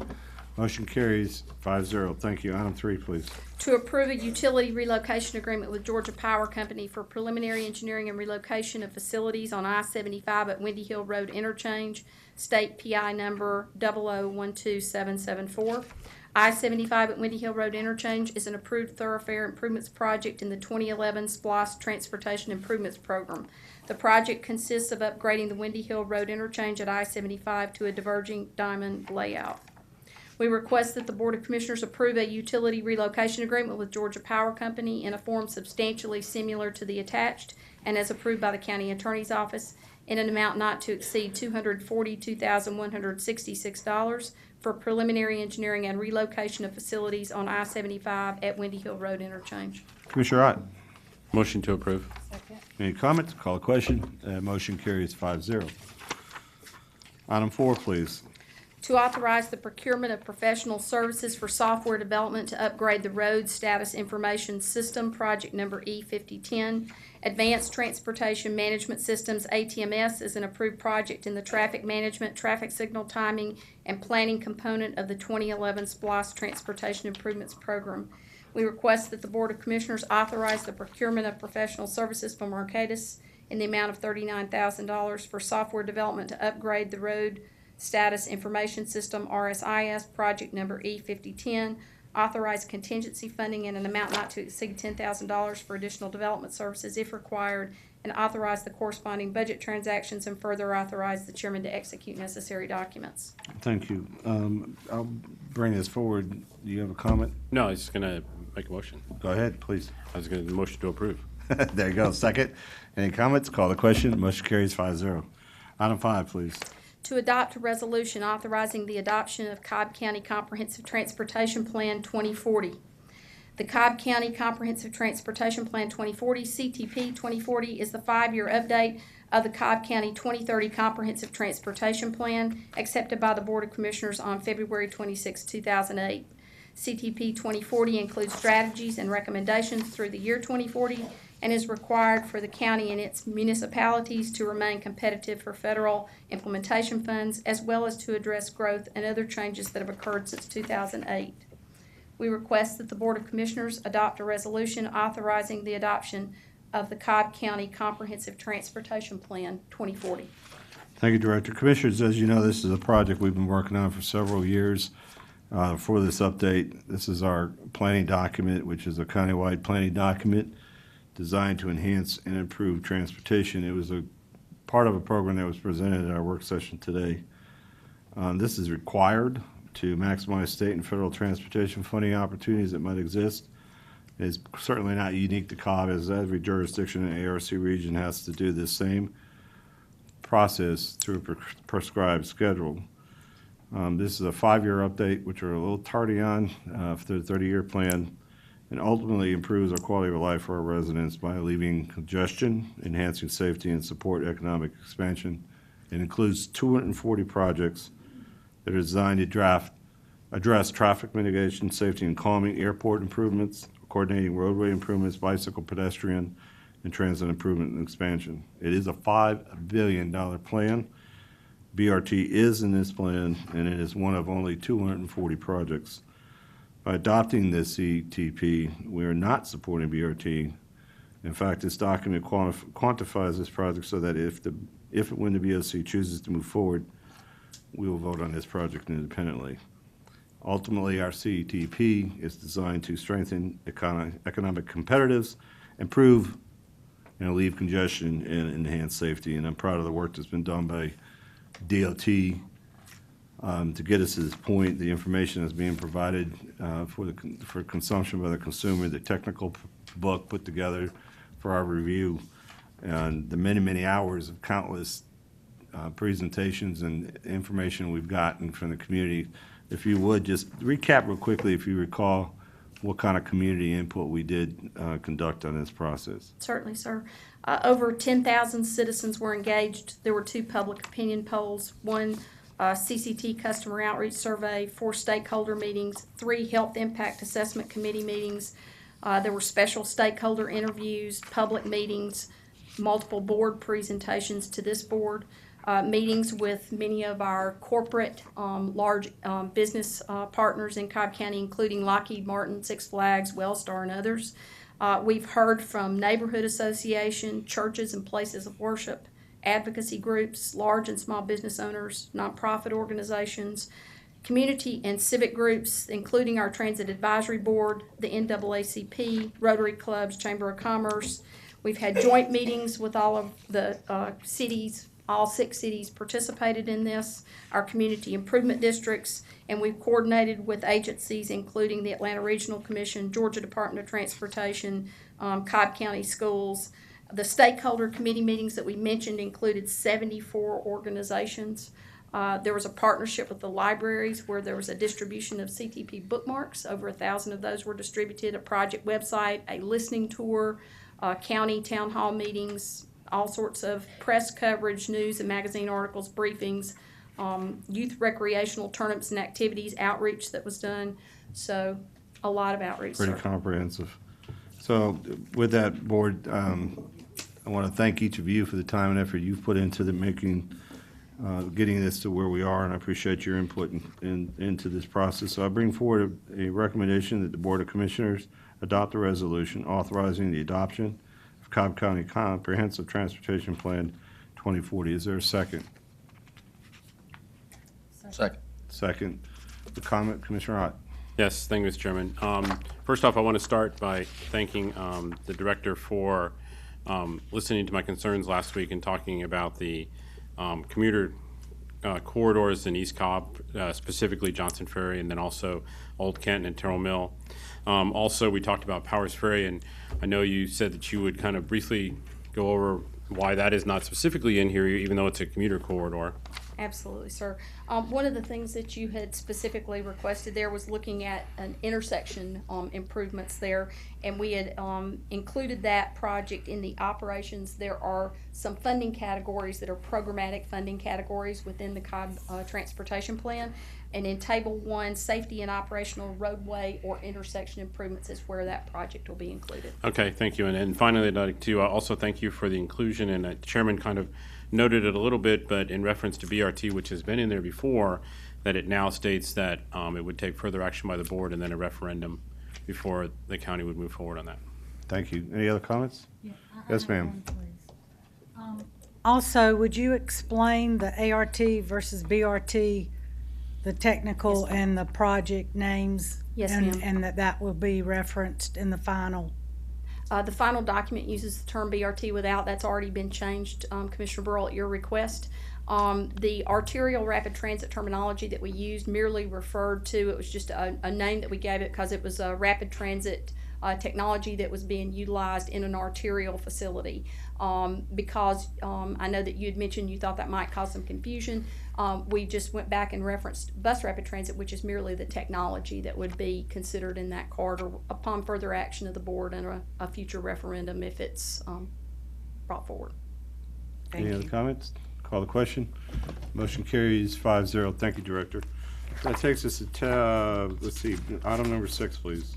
To adopt a resolution authorizing the submission of a national infrastructure grant application to the United States Department of Transportation for capital transportation improvement project in the Cobb Parkway US 41 State Route 3 corridor. The Transportation Investment Generating Economic Recovery, or TIGER, discretionary grant program was first created in the Recovery Act of 2009. There have been subsequent appropriations acts, and there is currently one that is available called TIGER 7. We expect it will probably be the last round of such funding for some time. The 2011 SPLOST Transportation Improvements Program includes projects for operational improvements to the Cobb Parkway Smart Growth Corridor, Cobb Parkway US 41 State Route 3, which will consist of traffic operational improvements along a 15-mile segment of Cobb Parkway from the Cumberland area to the town center area at a cost of $20 million. Queue jumper lanes, transit signal preemption priority, and other operational improvements will be added at approximately 35 key signalized intersections along the corridor to improve traffic flow. These improvements will support improved transit service with a goal of reducing current and future transit trip times while minimizing overall travel delays to primary destinations in Cobb County and throughout the metropolitan Atlanta area. Other operational improvement projects potentially in this corridor include upgrades to the intelligent transportation systems within the corridor, such as the adaptive traffic control and the Bluetooth travel time monitoring systems. Initial implementations of a multimodal integrated corridor management system and connected vehicle systems are also included. These projects serve to improve overall traffic operations in this corridor, where traffic has increased to as much as 42,300 vehicles a day for specific segments. The operational improvements, in addition to enhancing the overall traffic operations in the corridor, will also enhance existing Cobb Community Transit services on routes 10, 45, and 50. And as you know, Route 10 is our most heavily used transit route in Cobb County, as well as the future Route 10X service. All of these projects are eligible for Tiger Discretionary Grant Program funding.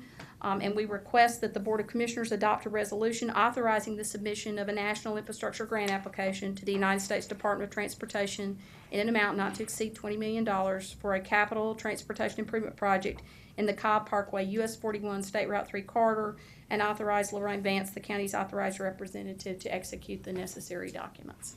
Thank you, Director. Another good, I think this is a very good project as well, and hopefully we can be successful.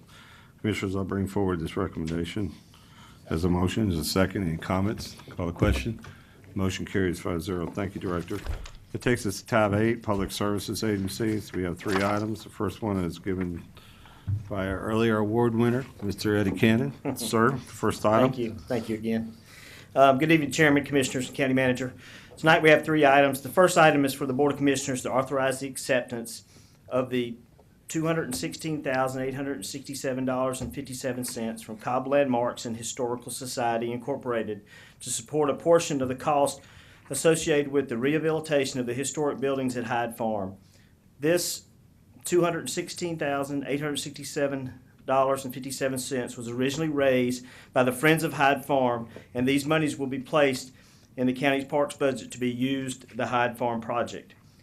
I ask that you authorize the corresponding budget transactions and approve the amount as an annual designated standard reserve if funds are not completely used by the end of 2015 fiscal year. Commissioner Ott, good news. I make a motion to accept the check and ask Jim Pearson to come up front, please. That's my motion. I'm going to give him the check. I can't keep the check. I'll be proud to second that motion. Mr. Pearson, your presence awaits.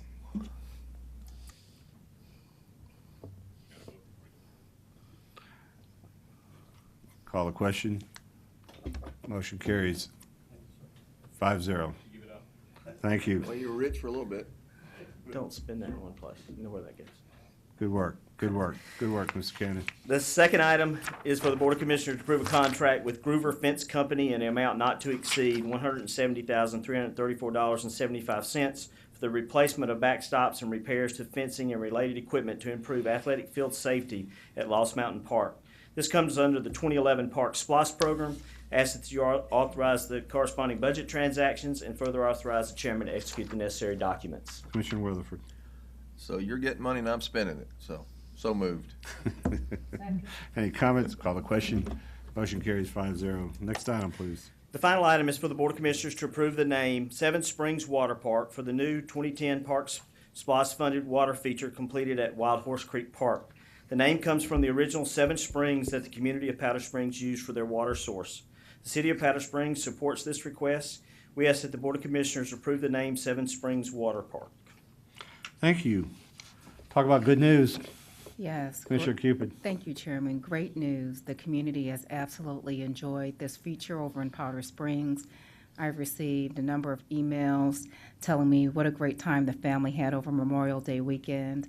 I am certainly glad to make a motion to support this item. So with that, so moved. Second.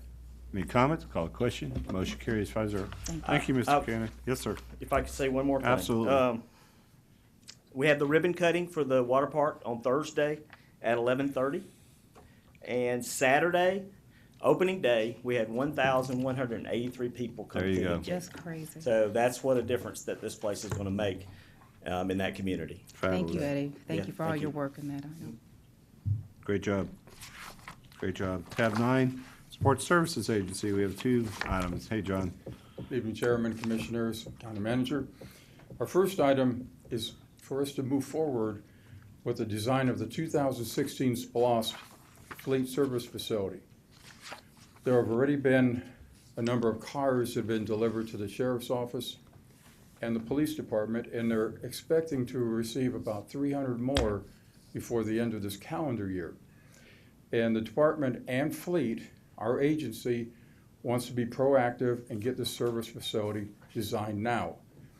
So our recommendation is that the Board of Commissioners authorize general fund advance funding in the amount not to exceed $50,000 for preparation of programming and schematic design of a new fleet service facility in preparation for service requirements for additional police cars, as well as a $15,000 allowance for soil testing and survey, the repayment of the $65,000 to be to the general fund in full once 2016 SPLOST fleet service facilities funds are available, and further authorize the corresponding budget transactions. Thank you, sir. Commissioner Ott. Motion to approve. Second. Any questions? Call the question. Motion carries 5-0. Thank you. Item 2, and I just want to bring to everybody's attention, there's a revised agenda item that's a lot more extensive than what we had earlier today, and I appreciate that revision, John. If you would present the item, please. And Mr. Chairman, I'd like to also mention that we did make a typo on that, on the funding. The funding in the first line is from the 2011 SPLOST, not the 2016 SPLOST. Noted. And what we're doing currently is we're underway with design of the 2011 SPLOST funded magistrate court work in Tennis Park Square. And we would like to also get a loan from the general fund to work on the design of the Rebecca Keaton, the Superior Court Clerk's record room design, which is somewhat works together with the other design. And we would recommend that the Board of Commissioners authorize a loan in the amount of $16,625 from the general fund for design of the Superior Court Clerk's record room and the Information Services mail room to be returned to the general fund once 2011 SPLOST funds are available, and further authorize the corresponding budget transactions. In that particular instance, you meant 2016 funds are available. Mr. County Manager, we had some discussion on this morning. You obviously support this item as it's before us. Any other additional comments? No, sir, Mr. Chair, we have some additional information because early on we didn't realize that $33,000 was 11 SPLOST dollars, and which is for Tennis Park Square and renovation, and it has a ripple effect. And to keep that project moving, we would like to loan $16,000 to do that and also get the solicitor's storage moved. So that came to me with a recommendation for support services, including property. Thank you, Commissioner Ott. Nope. Then I'm going to bring forward, if you would, Commissioners, a recommendation. The Board of Commissioners authorize a loan in the amount of $16,625 from the general fund for design of the Superior Court Clerk's record room and information service mailroom to be returned to the general fund once 2016 SPLOST funds are available, and further authorize the corresponding budget transaction with a note that the funding statement should be read 2011 as opposed to 2016. Is there a second? Second. Mr. Ott, you have a comment? Yes, Mr. Chairman. I just, as you and I talked earlier this morning, I just think it's a bad precedent to be borrowing against future SPLOST for a project that I think can wait. Thank you. Any other comments? Call the question. Motion carries 4-1. Commissioner Ott in opposition. Thank you, John. That takes us to tab 10, Cobb County Community Development Agencies. We have two items. Mr. Johnson. Good evening, Chairman, Commissioners. My name is Dan Johnson with Cobb County Community Development. The first agenda item is to consider a variance from Section 50-257 of the Cobb County Code, that is the noise ordinance, for the renovation of homes at 5393 Telford Court and 3000 Alberta Drive in Cobb County. These are both part of a television series that is being produced by Fox Network.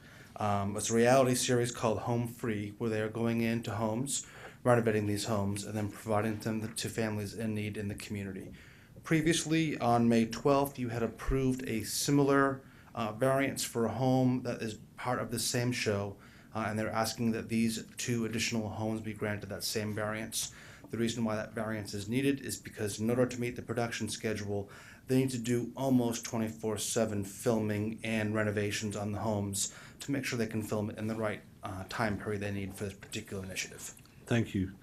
Since one of these homes are in District 3 and the other in District 4, would those two commissioners comment and perhaps bring a motion? I'll make a motion to approve. Good, and a comment for my second, that I think it's wonderful that they've chosen Cobb County to invest in and look forward to the positive impact that they're gonna have, not only for the families, but for the surrounding community. Absolutely. Second. Good remarks. Call the question. Motion carries 5-0. Thank you. Now, item 2. Yes, sir. If you would frame this carefully, please. Yes, sir, I will try. Item 2 is final disposition on a pending motion regarding appeal hearing for Mr. Taiwan Hicks. Mr. Hicks appealed the denial of his application with the for a Cobb County alcohol permit. He worked for Sprayberry Bottle Shop at 2692 Sandy Plains Road. On May 12th, the Board of Commissioners heard the individual's appeal, and at that time, a motion was made and seconded to uphold the decision of the License Review Board, which would be to deny the permit for Mr. Hicks. At that time, the vote was 2-2, which kept this as a pending appeal brought forward to tonight's hearing for the one commissioner who would need to make final judgment on this particular application.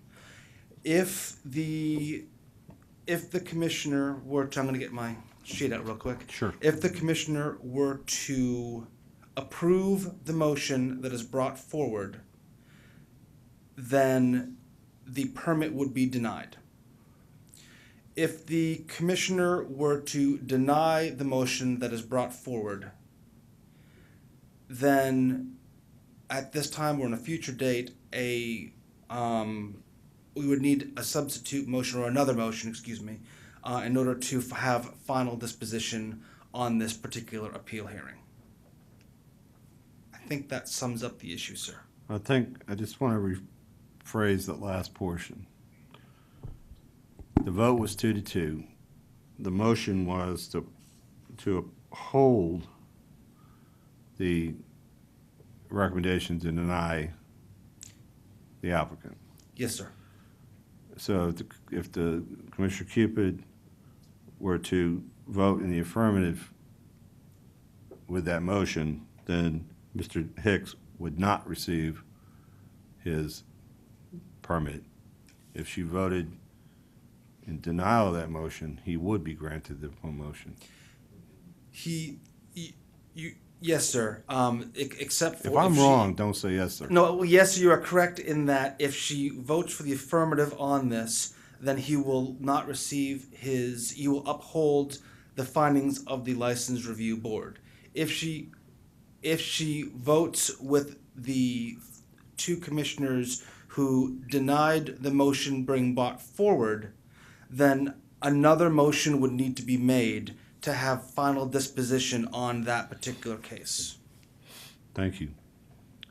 So that's the recap. At this point, we turn it to Commissioner Cupid for her vote and any comments she may want to bring forward.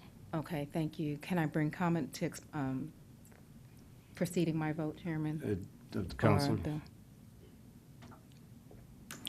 You could bring comment like you would like a normal vote. Thank you. I agree with the chairman and Commissioner Burrell that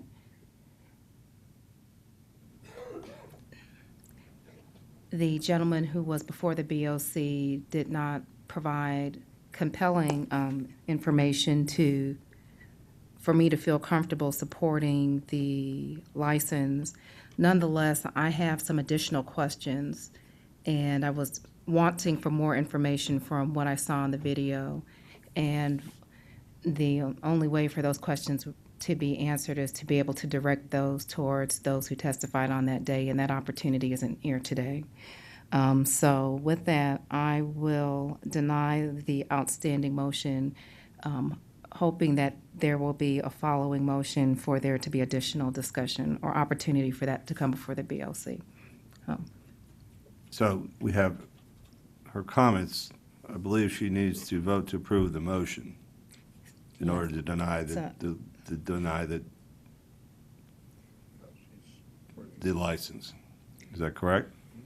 She's denying. Wait a minute. Okay, let's got to make sure, okay.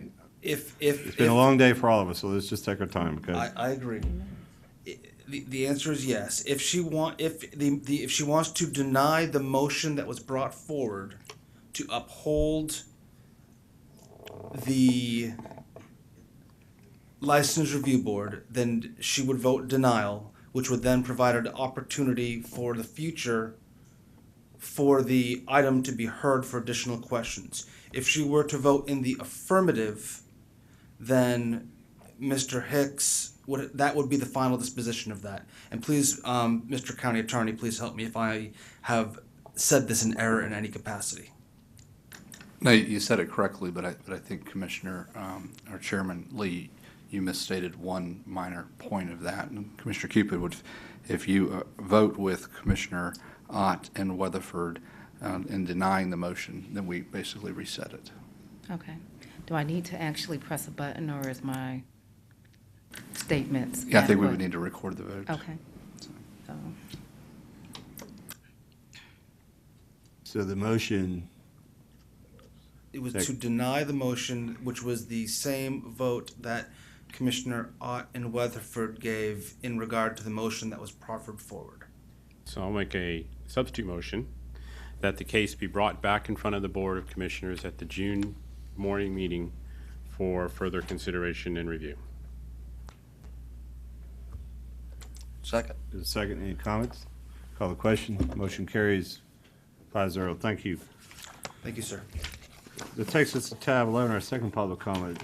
Anybody signed up? I think so too. And since you're in the Eagle Scout on our board, why don't you do the talking?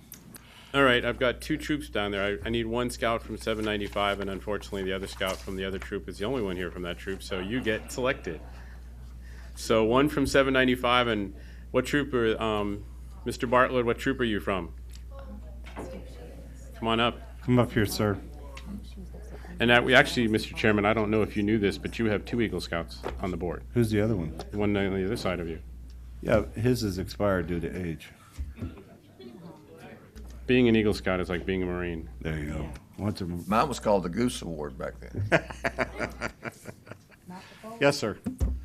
Commissioner Ott has a question for you. No, works the other way around. You get to ask a question of any one of the 5 of us. Or the county manager. That's true. No pressure. We've only been at this since 7 this morning, so take your time.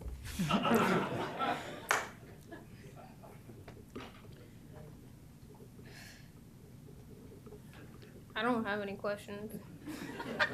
Okay. What do you, I'm Star, about to get life. Star about to get right. What is your most memorable moment to date being a Boy Scout?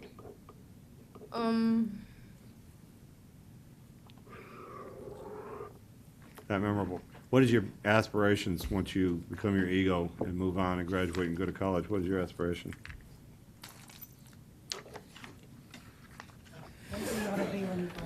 Are you going to go to? Are you going to try to go to Philmont or a High Adventure? No. I guarantee you, if your parents come up, we'd have a totally different description. How about the gentleman behind you? Do you have something to add, sir? I actually did have a question for the board. We're going to need your name for the record, please. Okay, I am Clay Morgan. Thank you. My question was about the first item covered in the meeting about the SunTrust Park that was being put in place next to the future Braves Stadium. I know that park and the stadium are being constructed directly across from the Atlanta Area Council Scout Shop and offices. I was wondering if the placement of the park would affect the Scout Shop and offices in any way. Go ahead. I can actually answer that because being the Scoutmaster for one of the troops in the Atlanta Area Council, I've had numerous conversations, and actually the Atlanta Area Council representatives and the Braves meet on a regular basis to try to come up with a program for scouts to watch and understand the construction of the stadium, and then also participate, maybe having a concession stand when the stadium opens. I believe the scouts were involved in step one. They were actually, the scouts were there with the flag ceremony for the groundbreaking, and I'm sure they'll be there for the opening day. And what about the turtle rescue? That's true. They were there and they rescued the turtles out of the lake that was on the site prior to the construction. Thank you. Thank you, sir. Thank you, gentlemen. Yes, sir. Make it quickly, please. Sir, please come out. You're the one that's holding their hands up. Come up here. No, you can't. We got to hear you.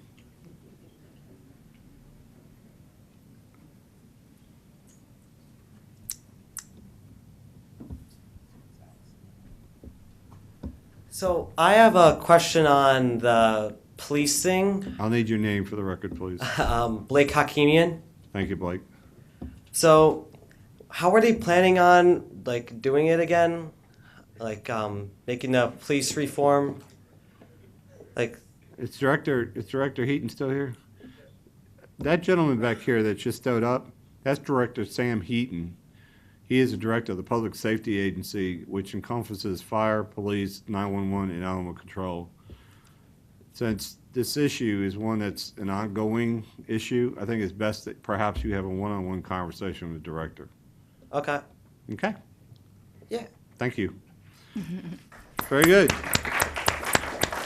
So let's go to tab 12, our public address from the commissioners. Commissioner Ott. I have nothing tonight, so I'm going to yield to Commissioner Burrow There because you I'm go. sure she has enough. Well, I think you'll join me again in congratulating our Golden Goose, Golden Boy Award. And it is true, Eddie always steps up, and the other thing that he always does is not only help all the other departments, but he always gives his staff and everybody around him the credit. So, well-deserved congratulations. I have a couple of announcements of some events coming up, and most everything is in my newsletter, so please subscribe to my newsletter if you haven't already, because it gives you updates on the DOT projects going on in District 3 as well as events coming up. But I'm happy to announce that the Northeast Cobb Business Association is sponsoring a 5K9 race on June 13th to raise money to purchase a new police dog for our K9 unit. And there's information online at northeastcobbba.com. There's sponsorship opportunities and registrations for the race. There's also a puppy trot if you have pets at home and you want to bring your dog and walk in there'll be a separate race for the dogs. And the kids 8 and under can enter the puppy trot. On June 19th and June 20th and June 21st, will be the weekend extravaganza to celebrate Juneteenth. And this will be at Glover Park on the Marietta Square, June 19th through the 21st. And there's more information on cobbnaacp.org. And also, again this summer, the Braves are teaming up with our Cobb Libraries, and the 2015 summer reading program is underway with many fun events and activities planned for all ages. This year's theme are for children, Every Hero Has a Story, and for teens, Unmasked, and for adults, Escape to the Ordinary. You can go to braves.com/reading and sign up for Home Run Readers program. And that's all I have. Thank you. Commissioner Weatherford. Thanks, sir. I have 3 quick items. This Saturday, May 30th, at the Cobb County Safety Village is the Cobb County Public Safety Job Fair, which will entertain applicants for Cobb County Animal Control, Cobb County Fire, Cobb County 911, Cobb County Sheriff, and Cobb County Police Department. So that's from 8 to 4 at the Cobb County Safety Village, recruiting people for our public safety. This is also National Employee Health and Fitness Week, which is May 26th through May 29th, which is pretty applicable. And also, one last thing, Pine Mountain area in my district is starting construction this week, and there will be detours and road closures. And a point of privilege, I would like to recognize a proud mother of the Scout that just spoke, Allison Bartlett, who's our former school board member, who apparently has the only job worse than mine when she was school board. Glad to have you here, ma'am. Thank you. Commissioner Cupid. Thank you, Chairman. I was hoping to be brief, but there is a lot going on in the district, and there's some comments I would like to make regarding the public comments earlier.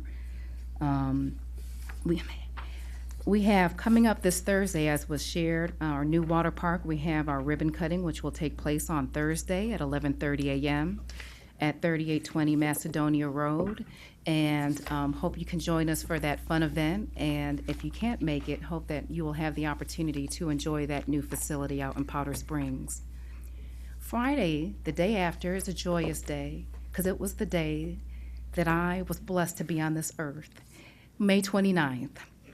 But it is joyous for you because we are having Movies at the Mabel kick off this week. And we have none other than Big Hero 6. If you haven't seen it, it's a great movie, and it's going to be even greater on the big screen. I see the Boy Scouts. Isn't that a good movie? Yes, it's wonderful. Yeah, so we have that at the Mabel House, and admission and parking are free, and gates open at 7:30 p.m. It's going to play rain or shine. The movies typically start when it gets dark, so plan on having a late night, but plan on having a fun night as well. Also, RSVP by this wonderful, glorious Friday for the business town hall meeting that we're going to have in District 4, set for Tuesday, June 2nd at the South Cobb Government Center. And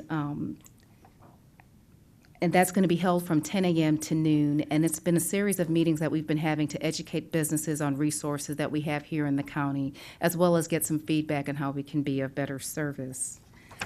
Following that, on June 4th, which is a Thursday, I will have a town hall meeting, and that will be at 6:30 p.m., and we will be holding that at the Girl Scouts of Greater North Atlanta Operations Center, which is located in Mableton at 5601 North Allen Road, and hope that you will be able to attend.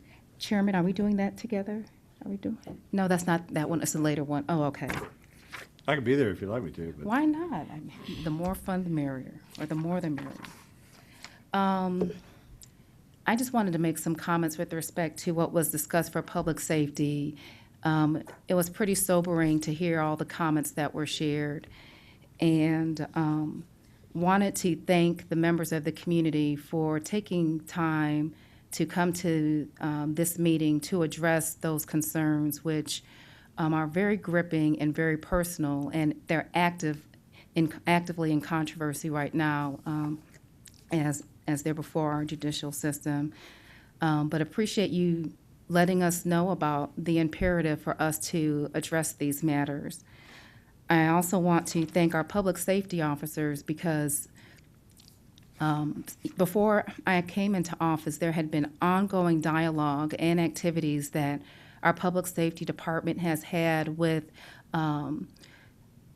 communities in Cobb County, particularly in the South Cobb area, to address the relationship that public safety has with residents. And I appreciate the initiative and the diligence that the department has displayed towards that effort. I also want to thank the Board of Commissioners for being up here and receiving those comments today, which were tough to hear. And, you know, even watching the Boy Scouts here and hearing some very personal issues, it was tough. And I thought about my children sitting there and just how it would impact them. And this is real life. The matters that are being played out nationally, they are also having a local impact. And they were prior to this particular shooting, but this shooting has brought it to home in some instance. in some instances. Even though that did occur in the city of Smyrna, there was some involvement with Cobb County, and I believe that our public safety department has been very diligent in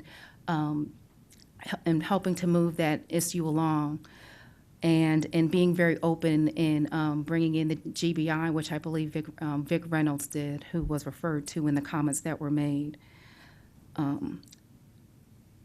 There's more work that has to be done, and I can't sit up here as a commissioner and feel like our work is over with respect to this matter, because it's very clear that it's not going away. But yet there is good work that's going on. And I don't know the solution, but I think that we do have to address this in some manner beyond what we've been doing thus far. I think we need to showcase the good work that we are doing to establish positive relationships with the community.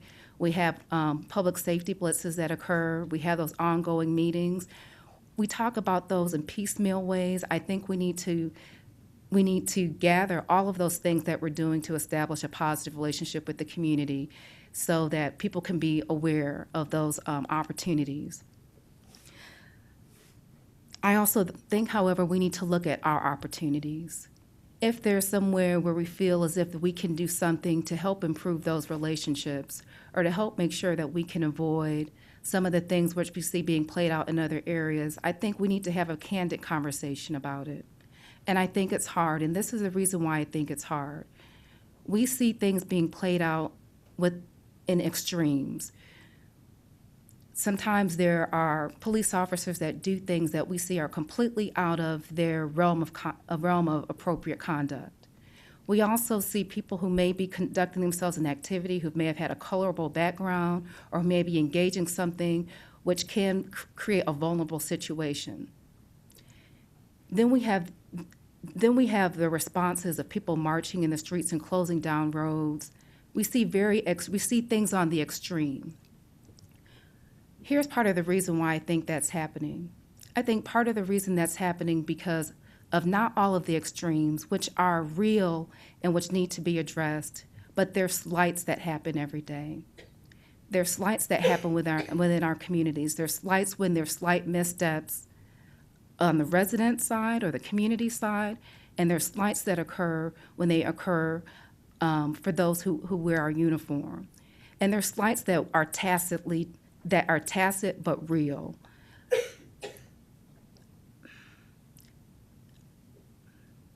As a person of color, I've observed too many times things that have been questionable slights. And they've become so commonplace in my life, even as a commissioner, I don't always address them when it comes to public safety. And I don't think any of them are intentional. And the reason I think they're slights is because as humans, we all err. We all make slights. We all have missteps that cause someone to react and have missteps. But the reality is that these missteps and these slights are having a very disparate impact on communities of color every day. Every day. I talked to a VP of a very prominent company here in Cobb County who said her son who talked about an incident of her son having a physical encounter because he was driving the wrong car. I've had my father, I'm an active runner, for those who know, I became an active runner because my dad is a runner.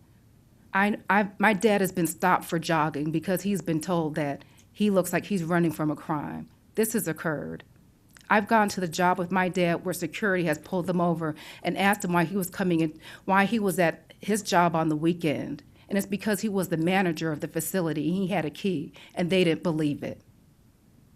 I was at Georgia Tech and I was stopped because I used to work in a chemistry building and was stopped because they didn't think that I should have been there at the building. These type of slights, they happen every day. And it's not the extreme, we see extremes being played out on the news, but the reason why you don't see a lot of people stepping up, particularly of color, and saying anything about it is because we endure these slights every day and we don't talk about it. And there isn't a forum for us to do it without being viewed as if we're being antagonistic. And so these things are absorbed. As I heard the comments today, it really touched me because I'm in a position to do something about it, and I don't know what to do because I'm used to absorbing these slights. But these slights, I think, are what's compounding these issues, and they're not going to go away until these slights are addressed. So what I would like to do, I don't have the solution, but I would ask for us to try to do something. I would like for us to be able to, with your help, Chief Heaton, and I know you've already been, or Director Heaton, excuse me, I know you've already been very engaged in the community. I would ask, let's find some way to document it and find some way to show what we are doing, but to also discuss the opportunities so that we are not being blind to the slights. Because as long as we're blind to the slights, the lack of confidence that people have in the department will endure. And I don't want that to occur on my watch either. That would be my ask. And I would like to have the support of the board for us to find some path moving forward to address it. Anything else? That's it. Thank you. We'd like to.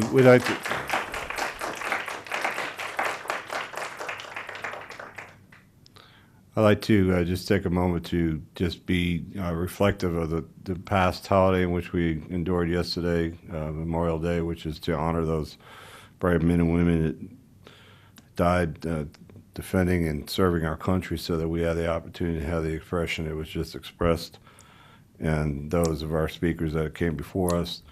This is an issue that we all have to embrace a discussion on, and we recognize very much the hard work and the dangerous situation our public safety people find themselves every day in split-second decisions. And it's not a science, it's not absolute, it's involving human beings. We need to understand that, and we have to understand both sides of that issue. Director Heaton, I have full confidence in you that you're doing what you need to do to help move conversation forward, and I would encourage you to have more time with the commissioner as she makes it available for you to help address it. Mr. County Manager, anything further? Thank you. We are adjourned.